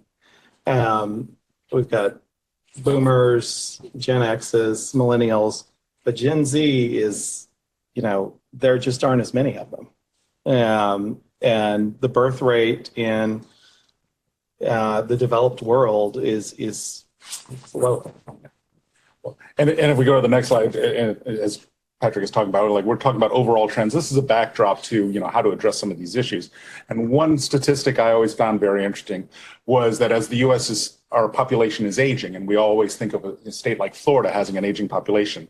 But my favorite statistic is by 2030, the US age distribution will reflect what Florida is today. So to the extent we all think, oh, Florida has a very aging population, in 2030, they expect that the US aging population will be very similar to Florida's.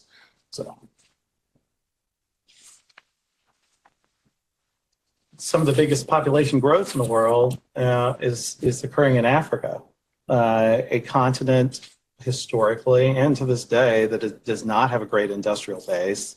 And if your potential labor force is in Africa, will that become the center of the industrialized world for supply chain? Will it shift from Asia to Africa in the future?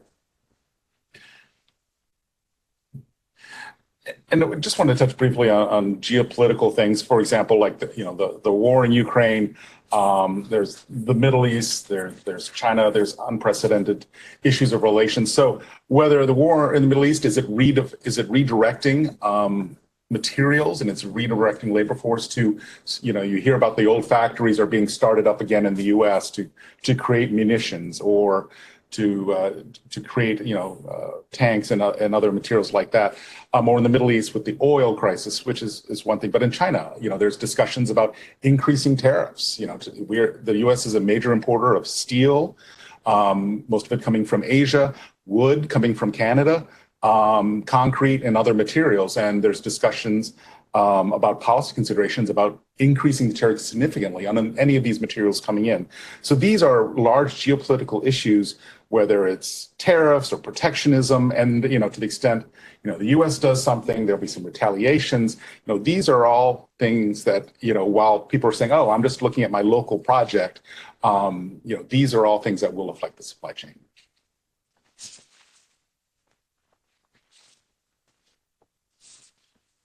With that backdrop, we did want to kind of talk a little bit, as Patrick said at the beginning, about the status of the case law. And again, a lot of the case law was for supply chain nerds like us. COVID actually provided the case law and really brought the issue to a forefront. And so we wanted to go through some cases and talk about how courts are looking at supply chain issues. Great. So BAE Industrial against Agrati Medina. This is a case out of Michigan. The first couple are out of Michigan. They relate to essentially the auto industry for the most part in some way or form. So this is a case where BAE Agrati agreed to supply BAE with rivets, bushings, pivots, other parts and pieces for the manufacture of auto components. This case really illustrates the chain. So you may be ordering a product that is a finished product used in a project. How many links in the chain go into making that product? You may buy your product from BAE, Ford, GM, whoever may buy their products from BAE, which are finished auto components to fit into their vehicles. BAE then subcontracts to, a host of other suppliers where they're getting the raw materials and the components to fit into them. Yeah, and getting into the case of the BAE was the first step of the chain. They provided the materials to a next tier, ultimately to the finished product. So BAE was the bottom part of the supply chain, kind of the beginning links, and they were having an issue with respect to the raw materials and saying that the price of, I believe it was steel, had skyrocketed. And that was causing issues for them. And they wanted to say, they had a requirements contract, and they wanted to say that they weren't required to fulfill the requirements contract based upon the price of the raw materials. And that was their claim. They called a force majeure. They said, it is unprofitable for us to do this, comply with this contract anymore. Court, give us relief. We want to have a force majeure. Court came back and said, no, under the terms of this force majeure, under the term of the contract itself, just because you have an unprofitable contract, an unexpected increase in raw materials does not rise to the level of impracticability on a fixed price contract. And one of the elements the court noted was the contract was specifically done as a long-term fixed price contract. Lock in your price. The court said the language is very clear that the parties had locked in their price, and that was the whole purpose of the contract. The court said that what courts do is they want to fulfill and they want to support what the parties had negotiated and agreed to. And by the nature of the contract, it was meant to fix long-term prices. And that was from the purchaser was mitigating their risk, and the seller was agreeing to accept that risk. So to the extent the seller was saying, it's not profitable for me, the prices are gone up, the court said that's exactly why you entered into this contract. You wanted to do that.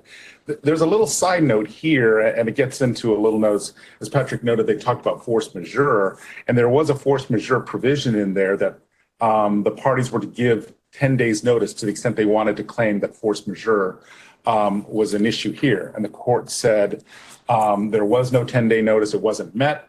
There was also a requirement that the force majeure notice had to be given once the force majeure event had occurred. And the court said that there was no really moment of occurring, kind of going to the long-term nature of force majeure. And again, this is not a force majeure discussion, but more about supply chain. But the court is ultimately saying, listen, at the end of the day, this is price, this is money, this is economics, and you entered into a contract to fix the price and mitigate the risk, and the court held the parties to it.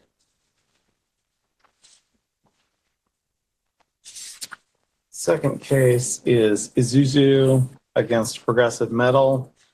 This is a case, again, out of Michigan related to the auto industry, and presents a couple of good questions. Can a buyer obtain injunctive relief for a seller to continue to supply goods under a requirements contract under these labor shortage issues presented?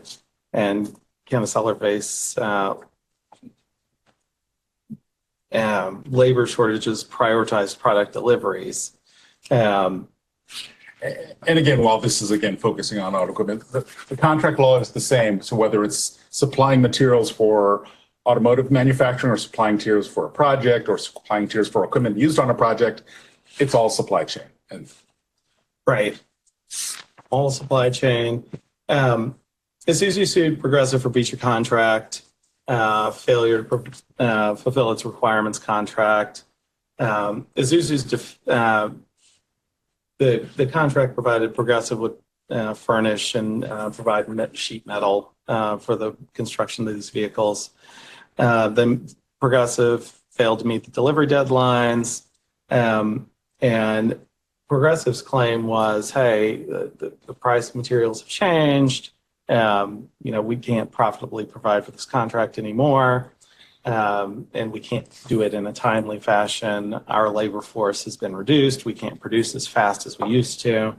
The court noted here that the timely delivery is part of the contract. That's the point of the contract.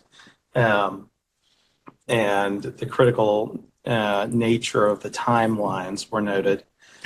Yeah, and the time of the essence clause, the court kind of highlighted, yes, you can have contracts require delivery dates or requirement dates, but the time of the essence clause, or here the language was timely delivery is of the essence.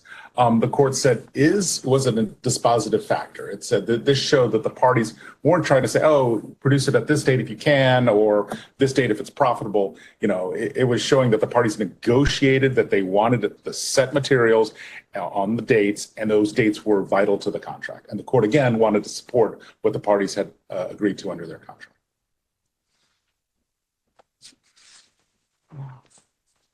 And again, the court wants, it's, the theme through all of this is loss of profitability, or, you know, it's just not worth doing again, or you're going to lose money. That is not a basis to get out of a contract. The purpose of these contracts are to set risk. And so by setting the risk and agreeing to certain things, both parties are foreseeing the future, and they want to hedge against, you know, changes in the supply chain or issues there.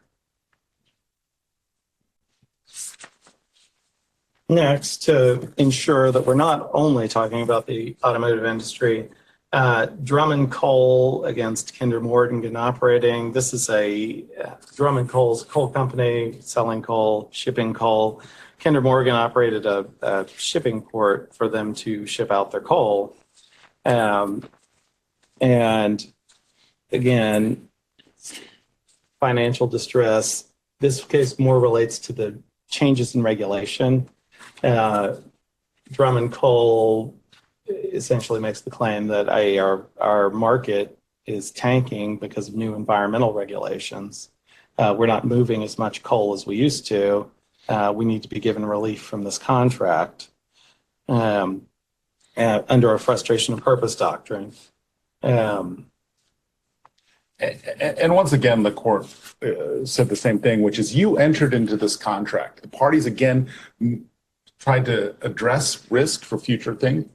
And here, the issue was whether or not they had a minimum requirement to provide certain amount of coal. And they said, well, the coal power plants are winding down. We used to have a large customer base. We don't anymore. The regulations have made coal significantly more expensive and has shut down coal power plants. So Kinder Morgan said, you know, we just don't have the demand for this. And even though they contracted to provide a minimum number of coal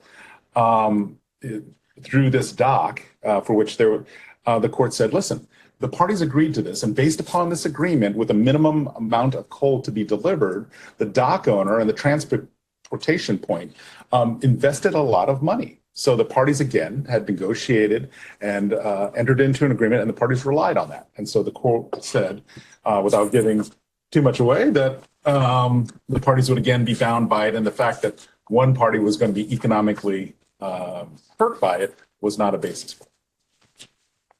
Right. This is not, Drummond asserted that this was a cataclysmic event, that they, you know, this frustrated the purpose of the contract, and the court said exactly the opposite. Lost money due to these new regulations, not a virtually cataclysmic event, does not frustrate the purpose of the contract, which was, of course, to apportion risk and to allow for this capacity for Drummond to ship.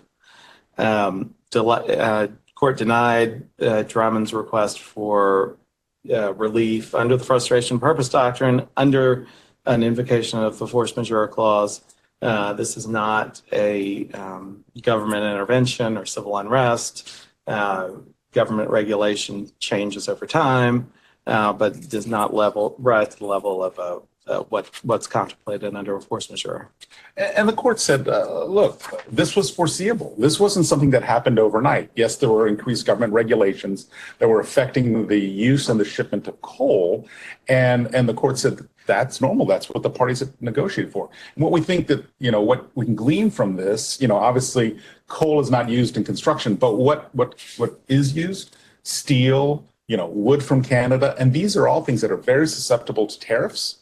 You know, about 2 years ago, I don't know if many people were aware, but there was a big fight between the U.S. and Canada over the importation of Canadian wood products. The U.S. is the largest importer of Canadian wood.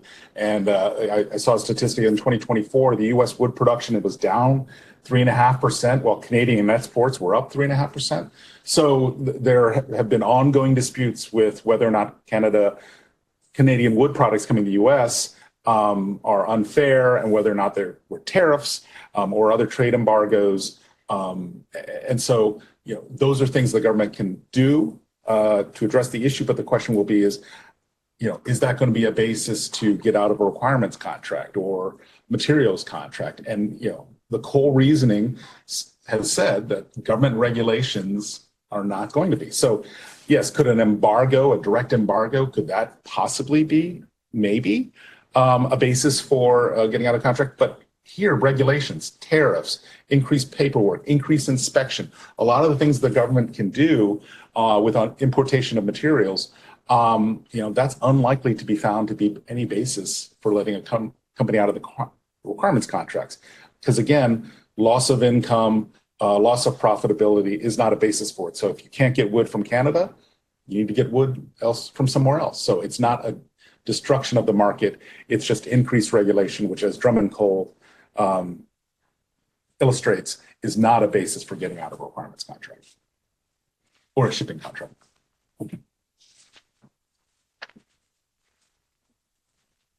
And the last case, CAI Rail against Badger Mining. This is for the lease of mining cars. CAI Rail leased some hopper rail cars to Badger Mining. Again, this is another, can a significant economic downturn like COVID frustrate the purpose of an equipment lease? And can a party rely on commercial impracticability doctrine to excuse performance? Here, the court was fairly succinct in its explanation, but Badger argued that CAI Rail's claim for breach was barred by the frustration purpose doctrine and commercial impracticability. CAI was suing because Badger essentially stopped paying for the payments on these leased rail cars. And Badger was saying, hey, we don't need as many anymore. COVID, travel restrictions, people aren't using as much oil, so the oil price has gone down, so our market has gone down. We shouldn't have to continue making these monthly payments for these rail cars. Yeah, so again, whether it's rail cars or construction equipment, Caterpillar equipment, or anything like that, the court ultimately says, you made this deal, get it, maybe economically unprofitable, and there may be reasons for it, but at the end of the day, there's not a destruction of the market. And here the court went out of its way to note that, you weren't trying to say, hey, these special hydraulic fracking rail cars are just barred from use. The parties, Badger Mining had tried to negotiate, we just want less. And the court said, wanting less shows that, this is a supply issue and a demand issue. This is not a destruction of the market, which supply chain issues, to people trying to get out of their contracts by saying it's impossible, it's impractical, or force majeure or anything like that. But the court ultimately said, this is just another economic loss issue. It's unprofitable and you're trying to get out of your contract because it's unprofitable. And the court refused to do that. And we want to get into construction best practices, but, don't know if anybody, whether online or here in person, are you seeing, we still see supply chain issues come up. We get calls from our clients saying, how about this? Or they're bulking at that. And we'll get into some best practices, but didn't know if people are seeing kind of real life examples today about supply chain issues. Yeah. Okay. All right. Well, we'll get into the best practices because ultimately, obviously the power to contract addresses a lot of this, and foreseeability. I get it. Again, we always talk about these are local projects, but if you're relying on equipment or you're relying on materials or concrete or steel from abroad, there's supply chain issues. And as we've seen, that sometimes language written into these supply chain contracts has been what the courts have said was kind of a tipping point issue for them in deciding that the supply chain contract needed to be upheld. And a continued theme of this entire seminar, I think, is well-drafted construction contracts can really help you achieve project goals, but avoid project problems as well. I think we all know now, for the past several years, highlighted supply chains and their fragility can cause significant disruption to projects. I think we all remember toilet paper shortages, but any widget can be delayed along the way. And if you can contract for that ahead of time and say, we anticipate X, Y, and Z might be delayed, here's how we're going to deal with it. you can head off future claims at the drafting stage versus the having to get into a fight on it later. Yeah, and anticipating the problems, allocating the risk of when problems arise. A lot of contracts have negotiation provisions or some sort of provision. Maybe there's discussion about alternative supply or increased cost or something like that. But you can anticipate it and put in provisions, and we'll get into some examples and go through some samples of it. But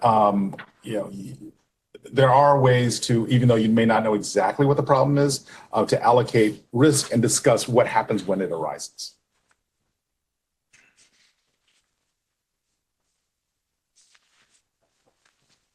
I think we've worked our way through some of the challenges right now, but we've got to identify, when you're putting these contracts together, look at the project. Where might supply chain issues occur? Predicting the future is difficult. If we'd all be working in Vegas if we could predict the future perfectly. But I think you could look at a project and say, well, these components are made in Israel. They might have some trouble coming up, one way or the other. You can sort of try your best to analyze what components of a project may face some delays. And that's virtually impossible to do perfectly, but you can take a look at it ahead of time with that thought in the background. Right. Obviously, government policy, and obviously this is an election year, so a lot of candidates are identifying what the policies will be. Are there going to be tariffs, large tariffs on things such as steel, or getting into geopolitical things, Taiwan with computer chips, to the extent there's an issue with China, and maybe China's been practicing embargoing Taiwan.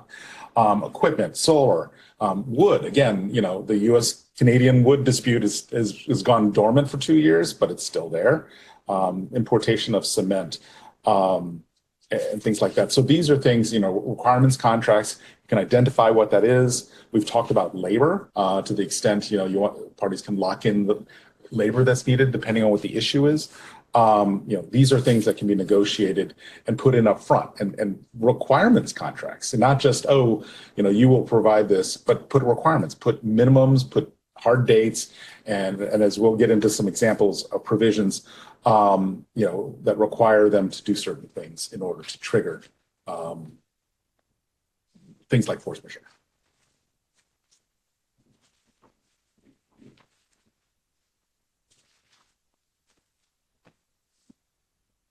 I think obviously we may have just covered this slide entirely, but supply chain issues can lead to delay. Material shortages, labor shortages can lead to increased costs on a project, increased time spent on a project. Well, and one thing that we've heard, there was talk about Buy American laws. If to the extent that's going to happen, that's going to increase lead time, that's going to increase costs. Buy American requirements, citizenship requirements, especially for government contracts, for government projects. These are all things that can be planned for. And ultimately, the way to address it is increase lead time. If you expect this is going to happen, put in lead time requirements. And involve your contractors early on. See what they anticipate. What are they seeing in the marketplace? Are they having trouble getting materials for other projects right now that you might be able to contract ahead? Hey, let's structure this contract so you're ordering these materials sooner rather than what we did on the last project, because times change. All right. We're going to get into sample contracts now. So this is language that was incorporated into this first sample contract to deal with supply chains. If a contractor is delayed at any time in the progress of the work by fire, unusual and unanticipated delay in supply or transportation, goes on from there.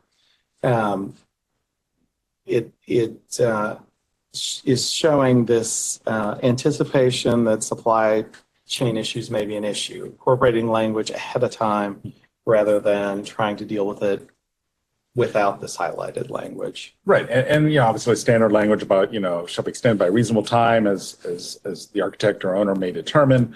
But, some language that we don't sometimes see, which is talking about the burden of proof. The burden of proof falling in there shall be on the contractor. Don't want it to be on the owner to decide or the architect to decide. Put it on the contractor that they have the burden. And, the last provision in here, notwithstanding anything, any extensions shall not exceed 90 days or some other date like that. But putting in specific provisions that are kind of an outside, in no event will it exceed 90 days. Provisions like that can be negotiated. And as we've seen, when courts say, oh, the parties have directly addressed this, the court has been supportive in upholding those provisions. Later in the same contract, dealing with the cost escalations that might be associated with increased supply costs. A material cost escalation is defined as an increase in the price of materials, equipment, or energy during the performance of work that is at least 25% in excess of the cost included in the GMP. So if the cost anticipated at the beginning, it goes up by 10%, they can't make a claim for that. It's excluded. But, this is to hedge, again, for both sides against this possibility in the future, and could not have been reasonably expected or anticipated at the date of the execution of the agreement. So that's, you could have a dispute on what's reasonably expected. Right. And this is a negotiation point because, we might not find suppliers willing to say, oh, I will provide it at X cost per square ton or something, or materials. They're not willing to sign on that. As we've seen, courts have held them to it. If you agree that you will provide this at a certain price, you will be bound to it. So maybe negotiating, a 25%, increase at least in order for there to be a point of there. So these are tools that you can use to negotiate because some parties are not going to say, I'm not going to take this risk on and agree to pay this because I see some risk coming down the pipeline.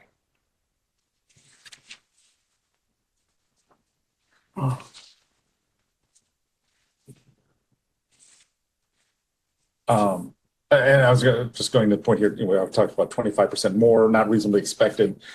Things like COVID, there was a lot of litigation over saying, was COVID not reasonably expected when you heard about it occurring overseas for several months and the parties were still negotiating and coming here? What's not reasonably expected with respect to the coal regulations? They try to say that wasn't expected. And the court said, no, regulations were coming down the pipe. You saw it. And the government was acting in its normal course. So, plan ahead and try to determine what's not reasonably expected because it changes. And, it's got to be, you got to incorporate some sort of language that allows for this increase, but doesn't, if the contractor or subcontractor is at fault, well, that's their fault. They have to take that loss. So allowing for that ahead of time, incorporating language that says, like this example did, which is, if the price of materials goes up and it's reasonably unexpected and the contractor is not at fault. So if the contractor should have expected this, it was anticipated and therefore should have adjusted their ordering schedule to order these materials beforehand. And now they're claiming, well, they can't get the materials in time because of this delay. That's the contractor's fault. And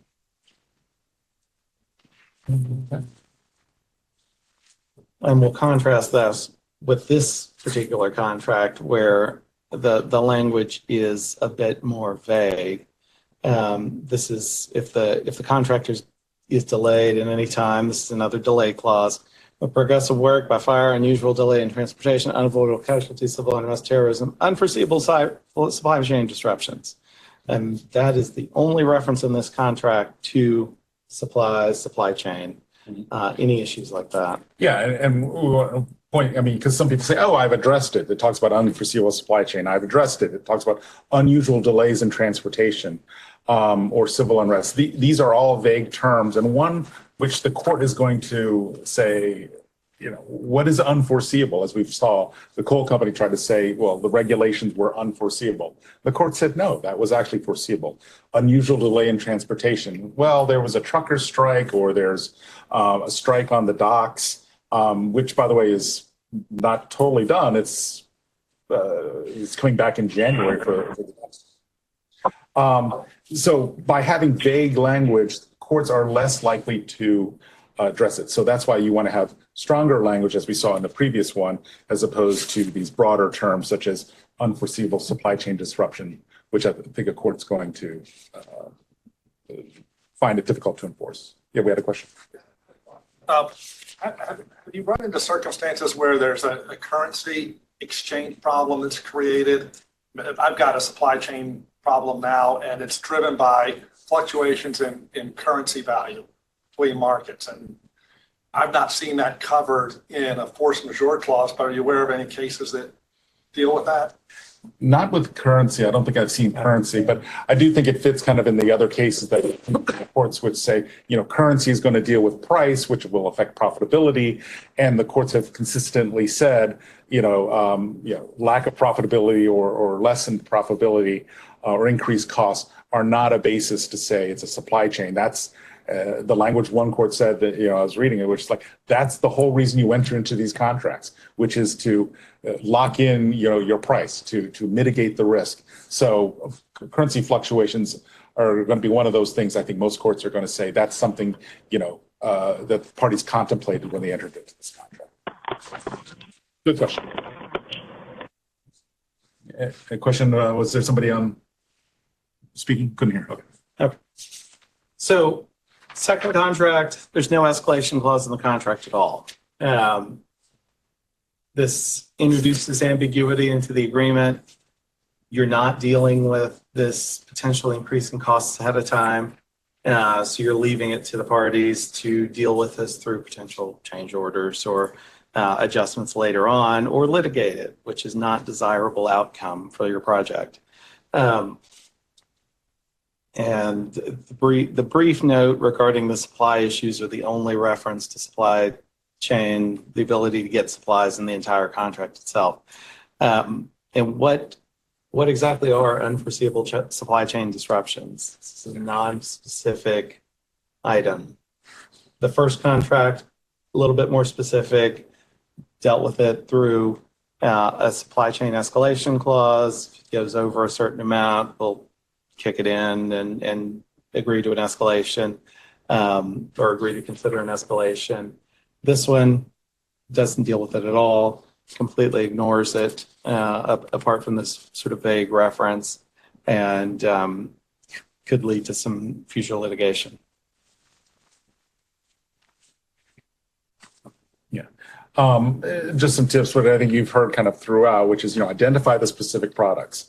Whether it's, we heard, traffic lights for a project or for a development, to materials, to labor, identify what the risk of the problem is, and try to address it. We talked about, some things like putting in lead time, being very specific. And we'll talk a little bit about force majeure in the next slide, but the more specific you can get, the more likely a court is to address it. And like I said, putting in such as, time is of the essence. The court found that was important. Notice requirements, 90 days of a supply chain issue. Notice has to be given 10 days. We saw that provision that said notice had to be given within 10 days of an event that was causing the issue. There, the parties didn't provide that 10 days, and the court said that was a factor in denying the claim of impossibility or impracticability. And if you anticipate that there will be a supply chain delay, see if you can deal with it ahead of time. Contract around it, incorporate provisions like this. But from a practical point of view, if contractor says, if I order these materials now, where am I going to put them? See if you can deal with storage of materials that are obtained early ahead of time. Stored on site or at another location. Secured site. I mean, there are storage. You find storage just about anywhere that may be cheaper than dealing with a delay in the deliverable of the materials. And then just to touch on force majeure, and I want to be mindful of the time. You know, what we saw time and time again, the court was like, you know, broad terms, leave an issue. But when parties put in specific issues, if you say terrorism, there was one that talked about viruses or other types of pandemics, you know, which addressed that. But you could put in labor shortages, you could put in tariffs, or, you know, the 25%, you know, you set a certain amount for price increases. You know, be specific, and it may never be triggered, but the more specific you are, the more likely a court is to find that it addressed the issue. And force majeure, as we've seen, not the greatest claim for a supply chain issue. It's typically a two-part test. It's something that is beyond the reasonable control of the party invoking the clause and not resulting from the negligence or fault of that claiming party. The more vague your contract, the more likely the court may say, well, maybe this wasn't considered, it was beyond our reasonable control. But if you're specific and you say, well, we think widget 1, widget 2, widget 3 need to be ordered by X, Y, and Z, and this is the timeline they need to keep to, the courts, and they say, well, if they try to invoke a force majeure, the court will say, look at it and say, hey, you've considered it. It's part of the contract. We're not going to, it's not impractical, and it's not unreasonably unforeseen at this point. Right. And want to be mindful of our time, but, you know, if there are any questions on this, and we have some people here from the prior topics as well, happy to address them, whether online, by email, or in person. Alternatively, if there are no questions, we'll turn it back to Mike, but time to transition to lunch. Well, thanks everybody for participating. If you do have any questions that come up after the fact, feel free to send us an email. We are going to email the PowerPoint presentation, so you'll have those. If those prompt any questions, again, feel free to contact us. And we appreciate you spending time with us this morning, and have a great rest of your day.